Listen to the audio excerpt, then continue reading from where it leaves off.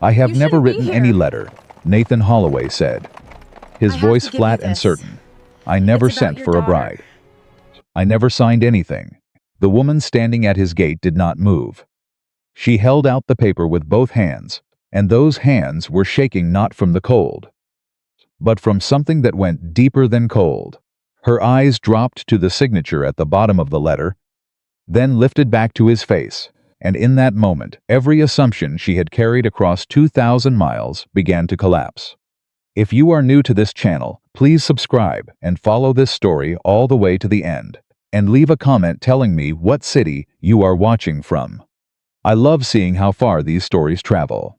The morning Elizabeth Carter arrived at Nathan Holloway's ranch, the sky was the color of a bruise, not the soft purple of an early winter dawn. Something harder. Something that pressed down on the land the way an old grief presses down on a chest not sharp anymore. Just permanent. The kind of weight a person stops noticing because they've carried it so long it begins to feel like part of their body. Nathan had been awake since 4. He was always awake since 4. Not because he needed to be. Though there was always work on 300 acres in Wyoming Territory in the year 1890, but because sleep had never come easily to him. Not in 18 years, and lying in the dark had always seemed like a worse use of time than getting up and doing something with his hands. He was replacing a section of fence post near the front of the property when he heard the wagon. He didn't look up right away. Wagons came down the road sometimes. Travelers passing through. The occasional supply delivery from town. Though he had placed no such order, he kept his hammer moving. His eyes on the wood, his body in the rhythm that had carried him through 18 years of solitary mornings. Then the wagon stopped. He looked up. A woman climbed down from the driver's bench. Not the driver himself. The driver stayed seated. Clearly a hired man from town who had already done whatever job he was paid to do and had no interest in getting involved in the rest of it. The woman dropped to the ground and she landed hard, like someone whose legs had forgotten how to trust solid earth after weeks of movement. She caught herself, straightened, reached back into the wagon bed and pulled out a single traveling bag. The kind that held everything a person owned when they had made the decision to leave everything behind. Nathan set down his hammer. She was walking toward the gate. His gate. She stopped on the other side of it and looked at him with eyes that were exhausted in a way that sleep alone couldn't fix.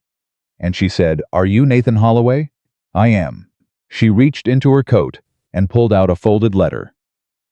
She held it through the gate bars. "Then I believe I'm your mail-order bride." Nathan did not take the letter. He looked at her. He looked at the letter. He looked at the wagon driver, who was already clicking his tongue at the horses and turning the rig around. Clearly having decided his involvement was finished the moment the woman's feet hit the ground. "Wait," Nathan said. Not loudly, but there was something in his voice that stopped the driver. He took the letter. He unfolded it. He read it. The handwriting was not his. The words were not his. The promises a home, a ranch, a respectable life, a man who wanted a partner were not his. The description of his land, his work, his character, all of it was accurate enough that whoever wrote this had known him, or known enough about him to make the letter convincing. The signature at the bottom was Nathan Holloway. It was not his signature. "I have never written any letter," he said. "I never sent for a bride. I never signed anything." Elizabeth Carter did not flinch. She had the look of a woman who had been preparing herself for bad news the entire journey, who had spent 2,000 miles talking herself in and out of hope, who had arrived at this gate holding on to the last thread of a plan that now, in the space of 30 seconds, had just been cut. She didn't cry. That surprised him. She looked at the letter in his hands, then at his face, and something moved behind her eyes, not collapse, but calculation, like a person who falls and, even while falling, is already figuring out how to land. "Someone sent it," she said. "Someone used your name, apparently. You don't know who?" "I don't." She was quiet for a moment. Then she held out her hand for the letter. He gave it back. She folded it carefully, like it still mattered. Like it was evidence of something, even if it was evidence of a wrong that had been done to her, and she put it back in her coat. "How far is it to the nearest town?" she asked. 11 miles. She looked at the sky. He looked at it too. The bruise overhead had deepened. The wind was coming from the northwest, which in Wyoming in late October meant exactly one thing. "You won't make it before the storm hits," he said. "I'll try. You won't make it." She looked at him. He looked back. There was something in her jaw that told him she was the kind of woman who would rather attempt the impossible than accept charity from a stranger. And he respected that. And he also knew that the storm building behind those mountains could drop a foot of snow in 3 hours, and that 11 miles in those conditions, without a guide or a proper vehicle, was not a stubborn. It was a death sentence. "There's a spare room," he said. "Only until the storm passes." She didn't thank him. She just nodded once, picked up her bag, and waited for him to open the gate. He opened it, and that was how it started. Inside, Nathan showed her the spare room without ceremony. It was the room he used for storage. He'd had to move several boxes to clear the bed, and he'd done it quickly while she stood in the main room and looked around with an expression he couldn't quite read. Not disappointment, exactly. Something more like recognition. Like she had expected something and gotten something slightly different and was adjusting her expectations in real time. "There's water in the kitchen," he said. "Soap by the basin. I'll have something on the stove in an hour. You don't need to feed me. I was going to cook anyway." That wasn't entirely true. Most evenings Nathan ate whatever required the least effort hardtack. Dried beef, sometimes beans if he remembered to soak them the night before. Cooking for one person had always seemed like more trouble than it was worth. And over 18 years he'd simplified his eating, the same way he'd simplified everything else. Down to the minimum required to keep functioning. But he put a pot on. He wasn't entirely sure why. He could hear her moving in the back room. The sound of her bag being set down. The soft sounds of someone settling into a space that wasn't theirs. Trying to take up as little air as possible. He understood that particular kind of quietness. He'd spent 18 years cultivating it himself when he brought 2 plates to the table. She came out of the back room with her hair repinned and her coat hung up. And she sat across from him and looked at the food and said, "Thank you. It's not much, it's warm," she said. "That's enough." They ate in silence. Outside the storm arrived. He watched her from the corner of his eye, without meaning to. She ate carefully, like someone who had learned not to assume there would be more later. She kept her eyes on her plate, not in embarrassment, he thought, but in concentration, as though she was applying the same real-time adjustment she'd been performing since she got off the wagon. Quietly updating her understanding of where she was and who she was dealing with and what her next move should be. When she finished, she stood and took both plates to the basin, without being asked. "You don't have to." "I know," she said. "I want to," he let her. The storm howled against the walls of the house all night. Nathan lay awake in his room and listened to it, and tried to remember the last time there had been another person under this roof. His mother, once years ago, for a visit that had lasted a week, and felt longer for both of them. A ranch hand who'd stayed one winter and moved on in spring. Beyond that, no one.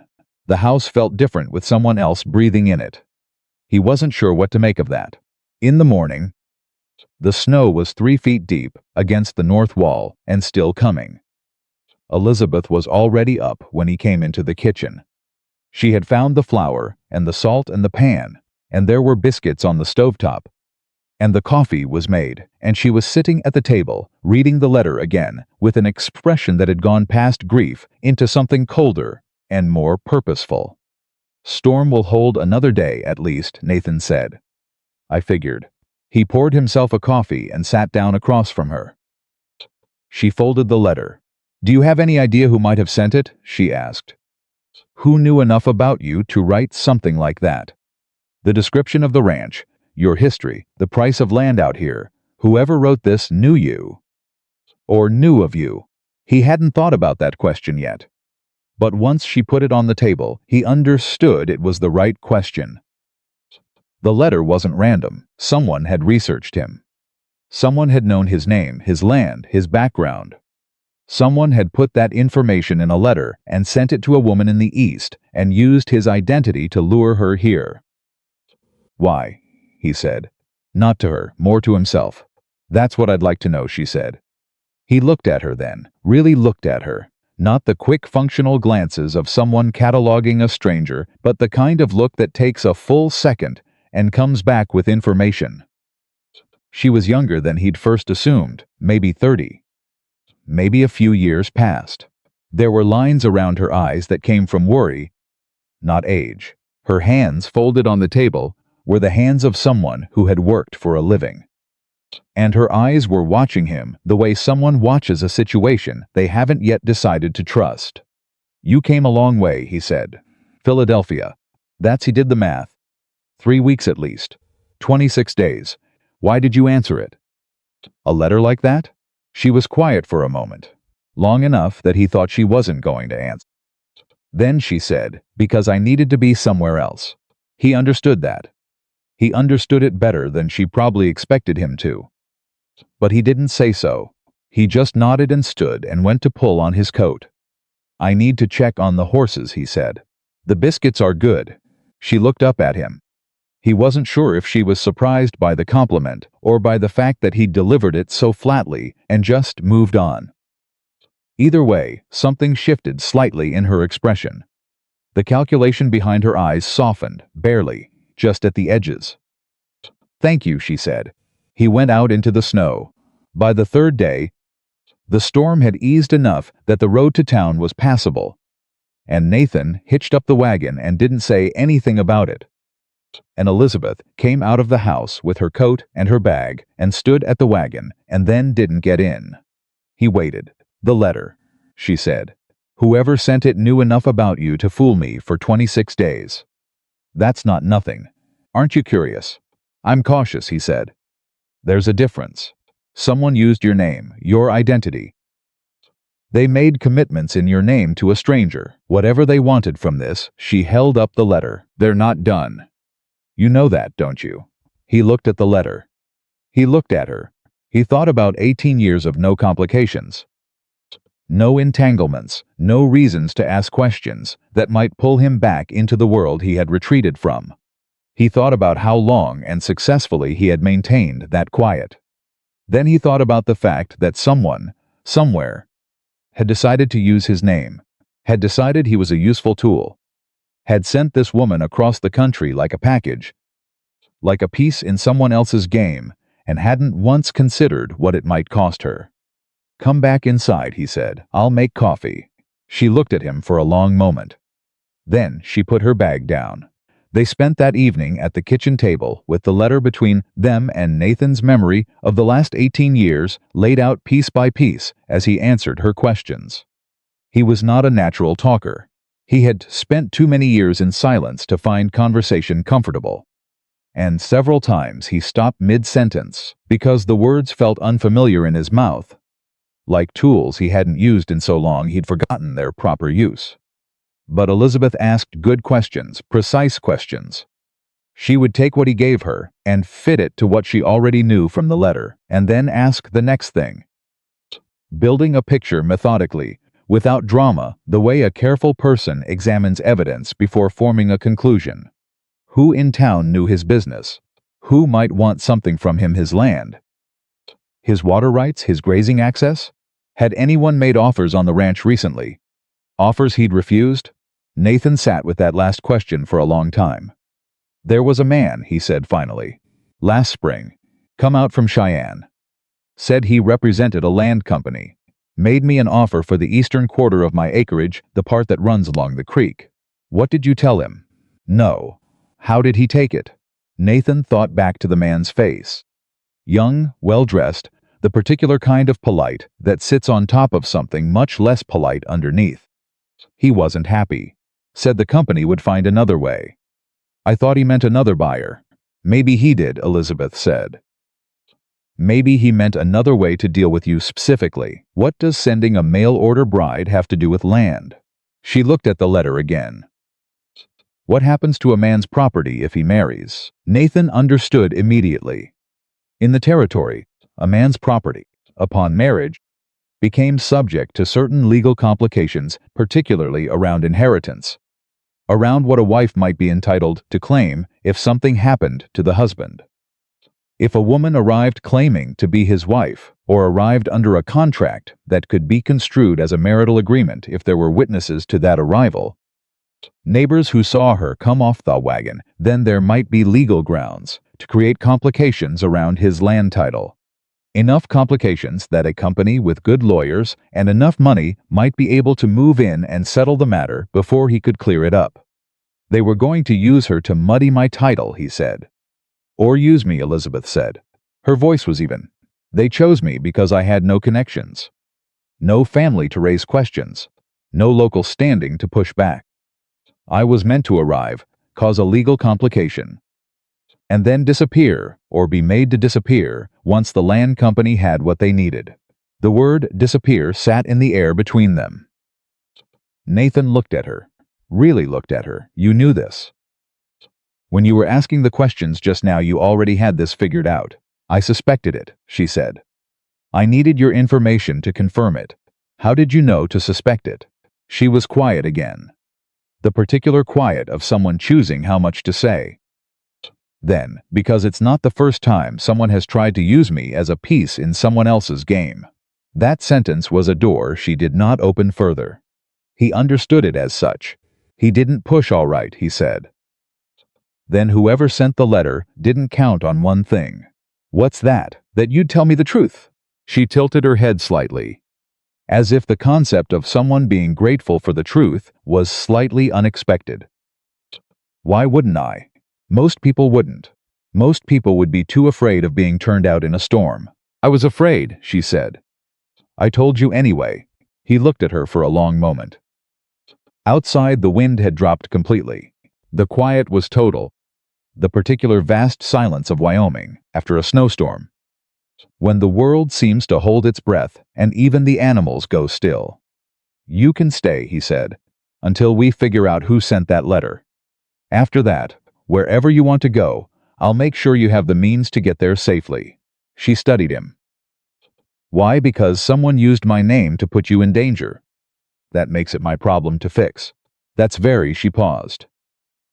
Practical. I'm a practical man. The corner of her mouth moved. Not quite a smile. But something all right, Mr. Holloway, she said. Then I suppose we have a problem to solve together. The first week was awkward, in the way that all necessary arrangements between strangers are awkward, full of the small negotiations of shared space. The silent calibrations of what belongs to whom and who should speak first, and where the invisible lines are drawn. Nathan tried to stay out of her way. He rose early and went out early, and came back only when the light was going. He left room in the kitchen for her to work without feeling watched. He did not ask questions about Philadelphia, or about what she had left behind, or about the things she hadn't said. She, for her part, was quiet but not passive. By the end of the second day, she had reorganized the storage room to double as a proper bedroom. By the end of the third day, the kitchen was arranged differently, not better or worse. Just differently, with a logic to it that he couldn't immediately identify, but found himself following anyway. By the fourth day, she had mended 3 shirts he'd left in a pile because he'd been meaning to get to them for 6 months. On the 5th morning, he came in from the barn to find the window above the kitchen basin had been unboarded. He'd boarded it up 2 winters ago when the frame cracked. She had fixed the frame and unboarded the window, and winter light was coming in for the first time in 2 years, and the kitchen looked entirely different. He stood in the doorway and looked at it. The glass is still good, she said, without looking up from the pot she was stirring. I checked before I removed the board. I used the tools from the shed.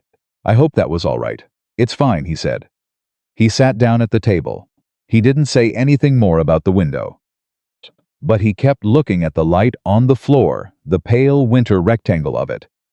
And he thought about how long that corner of the room had been dark and how he had completely stopped noticing. That evening, he repaired the hinge on the front door that had been stiff for a year. He didn't say anything about it either. He just fixed it. He wasn't sure why. On the 9th day, a man named Foster Grice came to the ranch. Nathan knew Grice. Most people in the county knew Grice. He was the county land recorder's assistant, a small man with a large sense of his own importance, who had held a minor official position long enough to believe it made him consequential. He arrived in a good coat that was slightly too fine for the territory, on a horse that was slightly too well-bred for a man on a county salary, and he knocked on the door of the house with the particular knock of someone who expects the door to open quickly. Nathan opened it. "Mr. Holloway," Grice said with a smile that didn't reach the things behind it. "I heard you had a visitor, a lady visitor." His eyes moved past Nathan's shoulder, looking into the house. "Who told you that?" "Oh." News travels in a small county, especially news of that particular nature. A man of your solitary habits, shall we say suddenly, having a woman on the property. People notice the wagon, people talk. What do you want?" "Grice, just a friendly call." Grice's smile held. "It occurred to me that if there's been some kind of arrangement between you and a lady, there might be paperwork involved. Contracts. I'm here to assist, if needed. On behalf of the county, of course. There's no paperwork, no?" Grice's eyes moved past him again. "Only I understood there was a contractual basis for the young lady's presence here. A mail order arrangement. Those do have certain legal implications, Mr. Holloway, as I'm sure you're aware, particularly as relates to property." Nathan's hand tightened on the door edge. He had not told anyone in town about the letter. He had not been to town since the storm. The only people who knew the details of what had happened were him and Elizabeth. Grice knew about the mail order arrangement. Grice knew the details, which meant Grice was not here on behalf of the county. "I think you should leave," Nathan said, "Mr. Holloway." Now, Grice's smile thinned but didn't disappear entirely. He touched the brim of his hat. "Of course. Only I do hope you'll think carefully about your situation. A man your age, holding all this land alone. It can be difficult to manage certain legal matters without the right kind of assistance." His eyes finally settled on Nathan's face, and what was there was no longer pretending to be friendliness. It would be a shame if complications arose. He rode away. Nathan stood in the door and watched him go, and then went back inside and found Elizabeth standing in the kitchen, very still, having heard every word through the thin wall. "You know him," Nathan said. It wasn't a question. "No," she said. "But I know what he is. What is he?" "He's the delivery mechanism," she said. "Whoever is behind this, the land company, the man in Cheyenne, they have someone local watching your property. Your title, your life. Grice doesn't matter. He's just the visible part." She looked at Nathan steadily. "This is larger than one letter." Nathan pulled out a chair and sat down heavily. 18 years of quiet. 18 years of keeping the world at a distance and asking nothing of it except to be left alone. He had built that quiet so carefully, so deliberately. Bricked it up around himself the way you brick up a window in a cracked frame to keep the cold from getting in.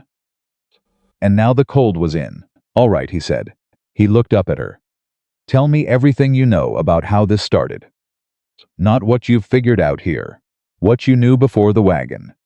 What you knew in Philadelphia." She sat down across from him, and she told him. What she told him changed everything he thought he understood about why she was here.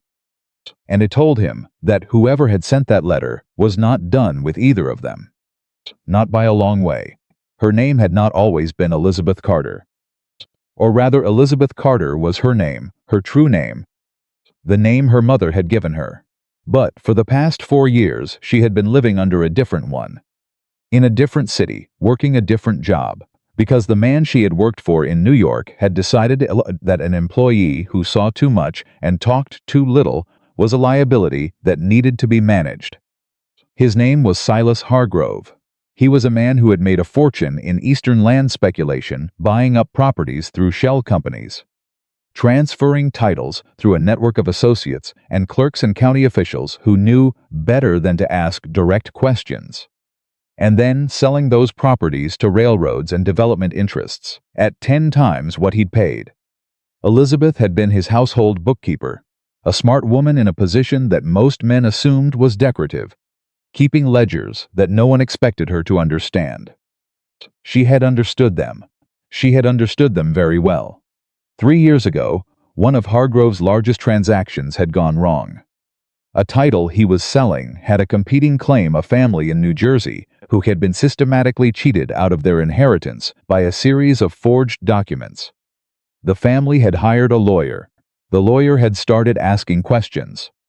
One of those questions had eventually pointed to Hargrove's office. Hargrove had tried to deal with it quietly, but someone in the chain had to be the person who knew too much and who couldn't be bought. That person was supposed to be a junior clerk named Thomas Moore. Moore was paid off, transferred, and never heard from again. The problem was that Elizabeth knew what Moore had known, and more, and she had not been paid off because Hargrove had not understood yet how much she knew. She found out he'd discovered it when 2 men came to her rooms in New York at 11 o'clock on a Wednesday evening. She was gone before they finished knocking. She'd spent 2 years in Philadelphia under a borrowed name, working as a seamstress, keeping her head down, watching the newspapers from New York for signs that Hargrove's operation had been exposed. It hadn't been. He was too careful, too well connected, too practiced. The mail-order bride advertisement had seemed, at first, like nothing more than what it appeared an opportunity for a woman without good options to find a stable life somewhere far enough west that her past couldn't easily follow.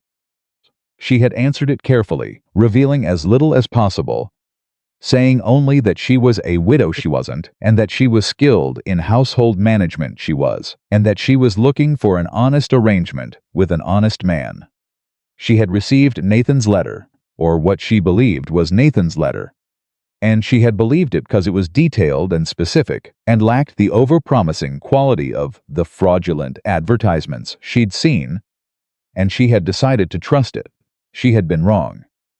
But sitting across from Nathan Holloway in his kitchen, watching him listen to her story with the still, careful attention of a man who weighs things before speaking, she began to understand that being wrong about the letter didn't mean arriving here had been a mistake. It meant someone had known she was coming here, which meant Silas Hargrove had found her in Philadelphia, which meant he knew which advertisement she had answered, which meant, and this was the part that made her stomach go cold, he had either written the letter himself or arranged for it to be written, which meant he was connected to whoever was trying to take Nathan's land. She put that last piece on the table, carefully, the way you set down something fragile. Nathan was very quiet for a long time. You're saying the man who's been running from you in the East is connected to the land company trying to take my ranch. I'm saying it's possible. I'm saying it's too specific to be coincidence. Someone chose your name. Someone chose me. Someone knew my situation well enough to construct an advertisement that would appeal to exactly my circumstances. That kind of targeting doesn't happen without information. And the only people who had information about both of us were people connected to Hargrove's network. What does he want with my land? What does his kind always want? She said. The creek. The water rights. This is Wyoming in 1890. Water rights on 300 acres with creek access. Do you know what that's worth to a railroad company trying to push a spur line through this county? He knew. He had known it since the man from Cheyenne came last spring. He had just refused to believe anyone would go to this much trouble. He looked at her across the table, a woman who had been running for 3 years. A woman who had arrived at his gate carrying a lie that had been constructed specifically around her vulnerability, aimed at both of them simultaneously like a single bullet designed to pass through 2 people. You're not just a complication, he said. You're a witness. Yes. Which means as long as you're alive and you remember what you know, I'm a liability, she said. Yes, I know. Nathan pushed back his chair and stood up. He went to the window she had unboarded, the one letting in the winter light, and he stood there with his back to her for a long moment. He thought about the fence he had built, about the doors he had kept closed, about 18 years of deliberately making himself small and unreachable and unimportant. He thought about how that had not, in the end, been enough. All right, he said. He turned around. Then we don't run from this. We figure out what they want, we document what you know, and we find someone with enough legal standing to make it matter. Elizabeth looked at him. You could just let me leave. Take the problem with me. You just told me the problem is also mine. Yes. But if I let you walk out of here with a target on your back that I could have helped remove, Nathan said, that would make me a coward. I've been a lot of things in the last 18 years. I've been a coward about some of them. He met her eyes. Not this one. She was quiet for a moment. Then she said, do you know a lawyer in Cheyenne? One who doesn't take railroad money? I know one in Laramie, he said. Old man named Prescott. He's been a thorn in the land company's side for 20 years. He's still practicing because none of them have managed to buy him. And the ones who tried gave up. Then we need to write him a letter. We do, Nathan agreed. He sat back down at the table. He pulled paper toward him. And in the meantime, we need to be very careful about who comes to this gate. She nodded. He uncapped the ink, and for the first time in 18 years, Nathan Holloway did not feel entirely alone with a problem. He wasn't sure yet what to do with that feeling, but he didn't push it away. That, too, was new. The letter to Prescott in Laramie went out the next morning with the supply rider, who came through twice a week. Nathan had written it himself, in the careful hand of a man who rarely had occasion to write anything longer than a supply list. And Elizabeth had read it over his shoulder and suggested 3 changes, all of which made it sharper and more legally specific than anything he would have produced on his own. He sent it without comment. She watched the rider disappear down the road without comment. Then they both went back inside and understood, without saying it, that they were now waiting, and that waiting, with a man like Grice already watching the property, was its own kind of danger. The days that followed had a strange quality to them. The practical shape of life on the ranch continued. Animals fed, fences checked, wood split, meals made. But underneath that ordinary rhythm there was something new and taut, like a wire pulled just past comfortable tension. Every sound from the road made Nathan's head come up. Every unfamiliar horse in the distance made Elizabeth go still wherever she was standing. They didn't talk about it constantly. There was nothing new to say until Prescott responded. And dwelling on what they couldn't yet control was a waste of energy. Both of them seemed to understand instinctively.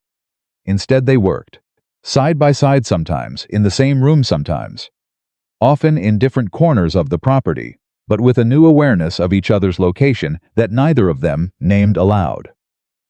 On the 3rd morning after the letter went out, Nathan came in from the barn at midday and found Elizabeth at the kitchen table with every piece of paper she'd carried in her traveling bag laid out in front of her.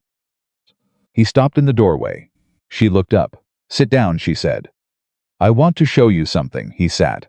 She began organizing the papers into groups, her movements efficient and practiced, the movements of someone who had handled documents professionally for years. "Before I left Philadelphia," she said, "I took copies. Copies of things from Hargrove's ledgers. Things I'd memorized and then written out from memory. Because I knew that if I ever needed to prove what I knew, no one was going to take my word for it alone." Nathan looked at the papers. Numbers, dates, property descriptions, names he didn't recognize, written in her careful, compact handwriting. "How long did it take you to memorize all that?" "I didn't do it at once," she said. "I did it over 2 years in Philadelphia, writing out a little more every week. Every time I remembered something new, I wrote it down." She tapped one page. "This is a record of 3 property transfers in New Jersey. The names on the original deeds, the names on the forged transfer documents, and the names of the shell companies that received the transferred titles. The shell companies all trace back to a holding company in Delaware. She moved to another page. This is the name of the holding company. And this, she placed a third page on top, is the name of the man who incorporated it. Hargrove. No. That's the point. Hargrove never puts his own name on anything. The incorporation name is a man called Gerald Voss. But Voss is Hargrove's brother-in-law, and the address on the incorporation papers is the same address as Hargrove's import business in Manhattan. She looked up at Nathan. Close enough to prove a connection. Not close enough to convict. Not yet. What would make it close enough? A witness who can testify to Hargrove's direct instructions regarding the property transfers. She held his gaze. That's me. Nathan was quiet for a moment. And that's why he's been looking for you for 3 years. And that's why, she agreed. Whoever he's working with out here needed me to arrive at a location where I could be controlled, or managed, or made to disappear, without it looking like anything more than a mail order arrangement gone wrong. She gathered the papers carefully and began folding them back into the order she'd had them in. A woman alone in Wyoming Territory, no family, no local connections. If something happened to her, if she simply wasn't there anymore, nobody in the county was going to ask many questions. The plainness of the way she said it, that flat, factual tone, hit Nathan harder than dramatics would have. She was not performing fear. She was describing a plan that had been laid out with her disappearance built into it. And she was describing it the way someone describes weather. Matter of fact, because she had lived with this long enough that the horror of it had compressed into something she could carry without showing. Nobody's going to touch you, Nathan said. She looked at him. Something moved in her eyes, not gratitude, exactly. Closer to the careful recalibration of someone who has been let down enough times that they don't accept reassurance easily. You don't know what Hargrove's resources look like. I don't need to know his resources, Nathan said. I know mine. She was still looking at him. He didn't elaborate. He just stood up and went back out to the barn. It was not, he thought as he went, the most eloquent thing he had ever said. He had never been good with words, even before the years of silence had stripped them away further. But he meant it, and he thought she knew he meant it. And, with a woman like Elizabeth Carter, he suspected the meaning mattered more than the eloquence. He was back in the barn 10 minutes before he realized he was smiling. He stopped, looked at the wall of the barn, tried to remember the last time he had smiled at anything. He couldn't. He went back to work and told himself it didn't mean anything. He was almost convincing. 3 days later, Foster Grice came back. This time he didn't come alone. Nathan was at the fence line when he heard the horses, 2 of them, moving at a pace that wasn't casual. He turned and watched them come up the road. And he recognized Grice's hat and coat, and beside him a man he had never seen before. Tall, well-dressed in the Eastern fashion, the kind of suit that cost more than a ranch hand made in a month. The stranger rode like a man who had learned to ride as an adult. Practiced, but not natural, and he had a face that was carefully composed into something meant to project authority. Nathan walked to meet them at the gate instead of letting them reach the house. Mr. Holloway. Grice was doing the talking, which told Nathan immediately that the man beside him preferred not to speak first. This is Mr. Alcott. He's a representative of the Consolidated Western Land Trust. Out of Denver. I know who the Consolidated Western Land Trust is, Nathan said. I told their man no last spring. Yes, Mr. Alcott is aware of that conversation. Grice's smile was back. Thin and municipal. He's hoping to revisit the discussion with some new considerations. Nathan looked at Alcott. Alcott looked back with the calm of a man who expects eventually to get what he wants. Mr. Holloway, he said, I understand you've had an unexpected house guest recently. A woman who arrived under something of a misunderstanding. He paused, giving the word misunderstanding exactly enough weight. It would be a shame for that misunderstanding to create any legal complications for a man with your history of uncomplicated land tenure. Every word of that sentence was a threat dressed in a suit. "You have 90 seconds to turn your horses around," Nathan said. Alcott blinked. He hadn't expected that. Men like Alcott were accustomed to the opening of a negotiation being the moment of greatest leverage, and he'd expected Nathan to either bluster or fold. Nathan did neither. He just stood at the gate and waited. "Mr. Holloway, I'm simply trying to 60 seconds, Nathan said. Grice made a noise of protest. Alcott's composed expression cracked slightly at the edges. He was recalibrating. Nathan could see it, recalculating the kind of man he was dealing with. And the recalculation was not going the way he'd expected. "The woman on your property," Alcott said carefully, "has a history that would significantly complicate any legal." "Get off my land." It was not loud. It was not a shout. It was the voice of a man who had been using silence for 18 years, and who therefore, when he chose to put weight into words, put all of it in. Alcott looked at him for a long moment. Then he pulled his horse's head around and rode back down the road. Grice followed, quick and unhappy, throwing one look back over his shoulder that was pure malice dressed up as concern. Nathan stood at the gate and watched until the road was empty. Then he went back inside. Elizabeth was standing at the kitchen window. She had seen. Her face was doing the careful, controlled thing it did when she was processing something she didn't want to react to too visibly. "That was Alcott," she said. "You know him?" "I know the name. He's Hargrove's Western operator. He manages the acquisition side of the land scheme out here, while Hargrove stays clean in New York." She turned from the window. "He came himself. He doesn't usually come himself." "What does that mean?" "It means they're running out of patience." She sat down at the table. Her hands were folded in front of her, and the knuckles were slightly white. And that was the only sign she gave. "Nathan, you need to understand what you're dealing with. These are not men who stop when they're told to. They stop when the cost of continuing exceeds what they're trying to get. Right now the cost is still low, then we raise the cost," he said. "How?" "Prescott hasn't responded yet. Without a lawyer, without legal standing. There's a man in Cheyenne," Nathan said.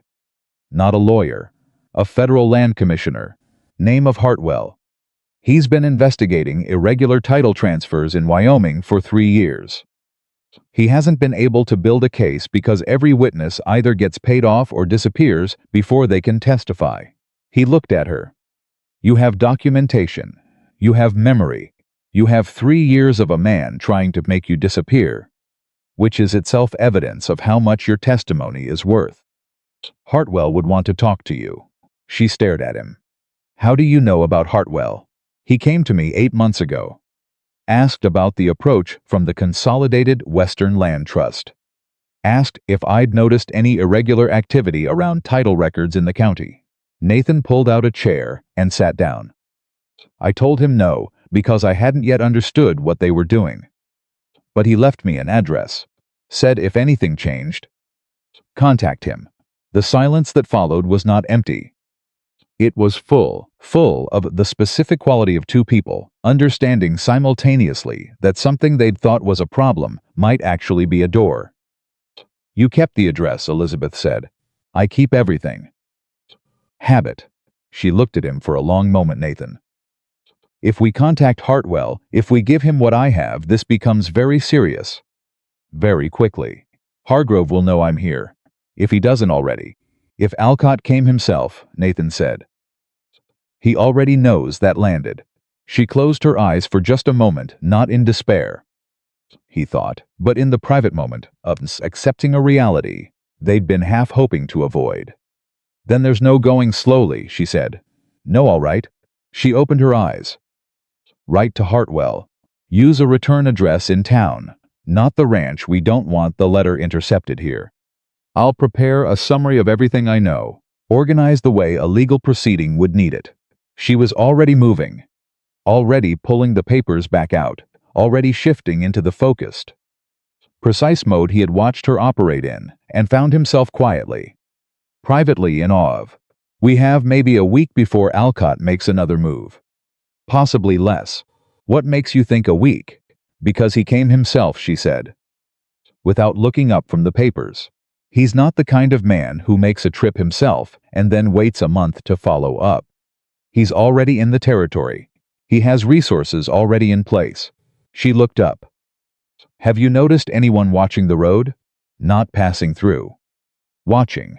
Nathan's jaw tightened. There's been a man on the ridge to the east 3 mornings running. I thought he was a hunter. He's not a hunter.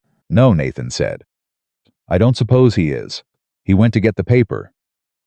She went back to organizing what she knew, and between the two of them, in the quiet of that kitchen, a plan began to take shape that neither of them had anticipated when an unexpected woman arrived at a gate in a snowstorm. What neither of them had anticipated yet was how much it would require of both of them, not just tactically, but in the places they had both walled off and told themselves were finished. That part was coming. It always does. The letter to Hartwell went out the next morning through a separate rider, addressed to a post office in Cheyenne, containing enough specific information to get his attention without revealing Elizabeth's location directly. Nathan wrote it.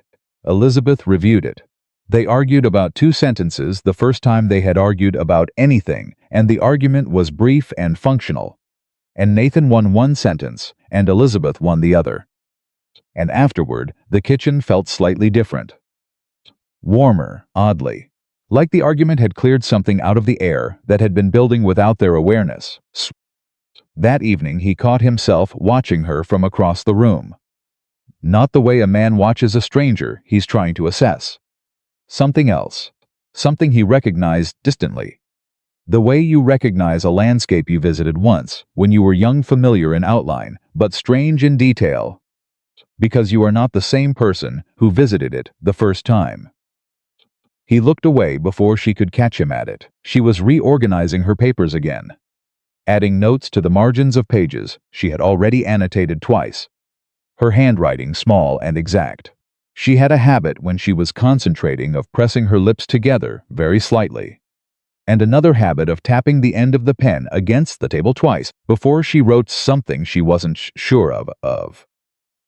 He had noticed these things without trying to. He went to bed before she was finished and lay awake for a while, thinking about how a man rebuilds walls after he's let someone stand inside them. Even briefly, even for practical reasons. He hadn't figured it out by the time he fell asleep. He wasn't sure the answer existed. 2 days later, a woman named Ruth Connolly rode out from town. Nathan knew Ruth. Everyone in the county knew Ruth. She was 60 years old, had buried 2 husbands, and outlasted both of them with what appeared to be pure determination. And she ran the dry goods store on Main Street with the iron precision of someone who had long ago stopped having patience for nonsense. She was also, Nathan knew, the closest thing the county had to an unofficial newswire. If Ruth was coming out personally, it was because she had something to say that she considered too important for the regular channels of rumor. She tied her horse at the post and knocked on the door, and when Elizabeth opened it, she looked at her for a solid 3 seconds, and then said, "You're the one from the wagon." "I am," Elizabeth said. "You'd better put coffee on," Ruth said, and walked inside. Nathan came in from the back room, and Ruth looked at him with the particular expression she used on men. She considered to be making things unnecessarily complicated. "Sit down, Nathan," she said. He sat. Ruth accepted the coffee Elizabeth put in front of her, took a sip, nodded in brief approval, and then set the cup down and got to the point, with the directness of a woman who had not ridden 11 miles to chat. "Foster Grice has been talking," she said, "telling people that you have a woman on this property under a fraudulent arrangement. That the woman in question has a..." She paused and pursed her lips, "a complicated past and questionable legal standing. He's suggesting that the situation on this ranch might need county oversight." Official oversight. Nathan's hands flattened on the table. "He's building a paper case," Elizabeth said quietly. "Establishing a narrative in the community before any formal action, so that when the action comes, people have already been prepared to see it as legitimate." Ruth looked at Elizabeth with sharp approval. You've seen this before. I have. What do you suggest? The fact that Ruth was asking Elizabeth, a stranger, rather than Nathan, a man she had known for 18 years, was something Nathan noted without commenting on. He also noted that Elizabeth didn't seem surprised by it. Counter-narrative, Elizabeth said. If the story is already spreading, the answer isn't silence. It's a different story told better and told first. She looked at Ruth steadily. What do people in town actually think of Nathan? Ruth considered. Respect him, he's a fair man, keeps to himself too much, but pays his debts, doesn't make trouble, doesn't lie. She glanced at Nathan with something that might have been affection, if Ruth did affection, which was debatable. He's not a man people would believe bad things about easily. Then the story we tell, Elizabeth said, is the true one, that I arrived here due to a deceptive advertisement sent by a third party. That Nathan had no part in the deception and has behaved honorably. That the people now spreading rumors about this property have an interest in destabilizing its ownership. She held Ruth's gaze. People don't need all the details. They need the shape of the truth. Ruth picked up her coffee cup. Drank, set it down. You're a smart woman, she said, as though this was a factual observations rather than a compliment. I've had to be, Elizabeth said. Something passed between the two women in that moment, a recognition, quiet and quick, of the specific kind of intelligence that women develop when the world requires them to be smarter than the room in order to stay safe in it. Nathan watched it happen and understood, with a certainty that surprised him, that Elizabeth was not alone here, that whatever he had thought he was offering her temporary shelter, practical assistance, a spare room until the storm passed, had already become something else. Something she was part of, not just housed within. Ruth stayed another hour, and when she left, she had a clear understanding of the shape of what was happening, and Nathan trusted that by the following week the shape of it would be known. Quietly, among the people in town whose opinion mattered and whose support, if it came, would be worth having. It was not enough, but it was something. The response from Hartwell came faster than Nathan had expected. 6 days after the letter went out, a rider arrived at the ranch, not the usual supply rider. A different man entirely, one Nathan didn't recognize, who handed him a sealed envelope and left immediately. Nathan looked at the envelope, brought it inside. He and Elizabeth opened it together at the kitchen table. Hartwell had written carefully, in the language of a man accustomed to official correspondence. But the meaning was clear enough. He knew the Consolidated Western Land Trust. He had been building a case against them for 2 years. He had evidence of irregular title transfers in 3 Wyoming counties. What he did not have was a direct connection to the Eastern interests funding the operation. He had heard, he wrote, of a woman who had worked for a man named Hargrove. He wrote that if such a woman existed and if she had documentation, he would need to move quickly. The Land Trust was pressing a legislative contact in Cheyenne to fast-track a territorial ordinance that would grant development companies expedited title transfer authority under certain contested ownership conditions. If the ordinance passed, the existing title protections that kept Nathan's land secure would be significantly weakened. The vote was in 3 weeks. 3 weeks. Elizabeth read the letter twice.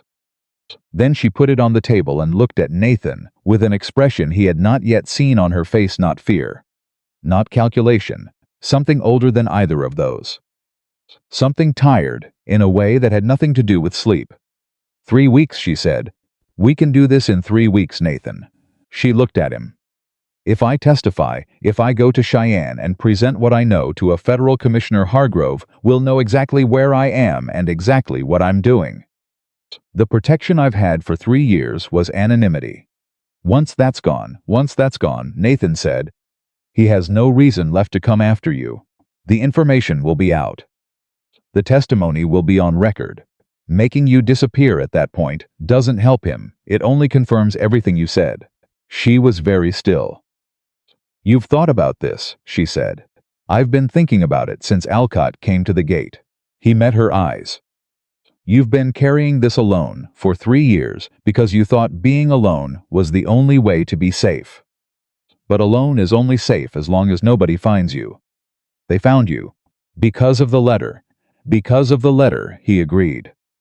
Which means the calculation changed whether you wanted it to or not. The only question now is whether you move forward with it or keep trying to stay invisible when they can already see you. She looked at him for a long time. Her eyes were doing the thing they did when she was working something out, not looking at him exactly. Looking at something just past him, running through all the variables. Adding them up. Then she looked at him directly. I'll need everything organized in a form that Hartwell can use legally, she said. That will take 4 days. Minimum. And I'll need someone who can ride to Cheyenne with me who knows the territory. I know the territory, Nathan said. I know you do. Something in her voice was different. Quitter. I was asking if you were willing. I said I'd see this through. You said you'd fix what was done in your name, she corrected him. Gently. This is more than that now. He understood what she was saying. She was giving him an out. A clear, clean place to stop. To say this is as far as my obligation goes, to return to the careful small life he had built and let her carry the rest of it herself. He thought about that life. The empty rooms, the boarded window. The 18 years of having no one to argue with about 2 sentences in a letter. I'm willing, he said. She nodded once, looked back at her papers. 4 days, she said. Then we ride. He stood up and went out to the barn and did not examine what he was feeling with any particular care. He had learned, somewhere in the past few weeks, that Elizabeth Carter had a way of making him aware of things he had successfully not been aware of for a very long time. Feelings, he had told himself were gone, had apparently just been waiting for someone to ask the right question in the right way. He was not sure yet what to do about that. He was sure he was riding to Cheyenne. That was enough to know for now. The 4 days Elizabeth needed turned into 3. Nathan found out on the second morning when he came in before dawn and she was already at the table. Still in yesterday's clothes, with every lamp in the kitchen burning and the papers spread in a pattern that covered every inch of the surface. She had not slept. That was clear not from her eyes, which she had long since trained to give nothing away, but from the way she was holding herself, that particular rigid stillness of someone running on will alone. Past the point where the body would cooperate without being told firmly to continue. Go to bed, he said. I'm almost done. You said that last night. Last night I was almost done with the property transfer records. Now I'm almost done with the incorporation documents. She didn't look up. There's a difference. Nathan looked at the papers. At the careful notations in the margins. At the 3 separate stacks she had organized by category of property records. Corporate filings, witness accounts written from memory, each stack cross-referenced to a numbered index she had created on a separate sheet. The whole thing had the architecture of a legal argument built by someone who had spent years understanding how legal arguments worked and how they failed. You didn't learn this as a bookkeeper, he said. She paused. Just slightly. My father was a lawyer, she said. Not a successful one. But I learned to read a case before I learned to read a novel. He poured coffee and set a cup beside her without comment.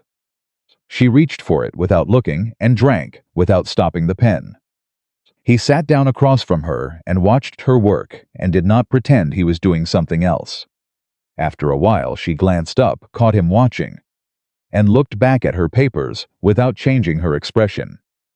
But the rhythm of her pen changed, slowed, became slightly more self-aware. He noticed that too and looked away. By the afternoon of the 3rd day, she had everything organized into a leather satchel he had found in the storage room, and she had made a second copy of the most critical documents and sealed them in an envelope addressed to Prescott in Laramie, to be held and opened only if something happened to the originals. She handed that envelope to Nathan to send with the evening rider. Something happening to the originals, he said, looking at the envelope. Meaning something happening to you. Meaning anything that prevents the originals from reaching Hartwell, she said. Her voice was level. It's a precaution. I know what it is. She looked at him. Nathan, I have been doing this alone for 3 years. I know how to be practical about it. I know you do. He tucked the envelope inside his coat. Doesn't mean I have to like it. She was quiet for a moment. No, she said. It doesn't. They left before sunrise the next morning. Nathan had spoken to Tom Briggs, a former ranch hand, who now ran a small spread 2 miles east, and who was the most reliable man in the county for a favor that needed to be kept quiet. Tom would look after the animals and keep an eye on the property. Ruth Connolly, who had returned twice since her first visit, and had become, with a speed that surprised Nathan and apparently did not surprise Elizabeth at all, something very close to an ally, had quietly mentioned to 3 people in town that Nathan Holloway had business in Cheyenne. Nothing more, just enough to establish that his absence was known and documented, which made certain kinds of interference more complicated. The ride to Cheyenne in the winter was 2.5 days on horseback through country that gave no particular credit for effort. Nathan had made it a dozen times and knew where the hard stretches were. He set the pace, and Elizabeth matched it without complaint, which told him she could ride better than her Eastern background might have suggested. And when he said so, at the end of the first hour, she said simply, I was a farmer's daughter before I was a lawyer's daughter. I've been on a horse since I was 4. He revised several of his assumptions and didn't remark on it further. They camped the first night in the shelter of a rock formation Nathan knew, where the wind broke and a fire could be kept small and unobtrusive. He built the fire. She divided the food she had packed with the same systematic precision she applied to everything and handed him his portion without ceremony. They ate. The fire crackled. The dark around them was enormous in the way that Western dark is enormous, not threatening. Just absolute. The sky so full of stars it seemed to press down like a weight. Can I ask you something? Elizabeth said. Not a question. A statement. He had noticed she phrased questions that way when they were about something that mattered. Go ahead. The woman you lost. She looked at the fire. 18 years ago. You don't have to tell me. But I've been trying to understand what kind of man builds 18 years of silence. And I keep coming back to that. Nathan was quiet for long enough that she looked up from the fire and found him looking at somewhere past the flames. Somewhere she couldn't follow. Her name was Claire, he said finally. We met when I was 22. She was 20. He paused. She was the kind of person who made other people feel like the room had gotten warmer when she walked into it. I was not that kind of person. I was always better with land than with people. Better with work than with conversation. She didn't seem to mind that. She said she liked that I listened more than I talked. She sounds like she was good, Elizabeth said. She was better than good. His voice was level, but something in the flatness of it was not emptiness, it was compression. The flatness of something held under pressure for a long time. She died of fever the winter before we were supposed to marry. 3 weeks. She was perfectly well, and then she was gone, and then he stopped. You know how grief works. You don't go through it in stages the way people say. You go through it by building things that aren't grief and filling your time with them until the grief is a smaller percentage of each day. Until you're mostly the things you built, Elizabeth said. Until you're mostly the things you built, he agreed. And then you stop noticing you're doing it. And then, one day, you're 40 years old, and you've successfully arranged your life so that nothing important can happen to you. She was looking at him. And then a woman arrives at your gate. And then a woman arrives at my gate. The fire between them cracked and settled. Neither of them moved. I'm sorry about Claire, Elizabeth said. She deserved to be here. Yes, he said, she did, a long silence. Not uncomfortable. The kind of silence that only becomes possible between people who have already shown each other something real. The man I ran from, Elizabeth said eventually, Hargrove. I wasn't in love with him or anything like that.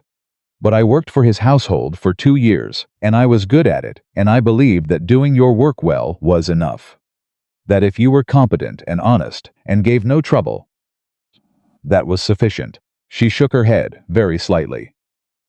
I was wrong about that. What happened? He made an assumption, she said. That because I had access to his private financial records, because he trusted me enough to let me manage his household accounts.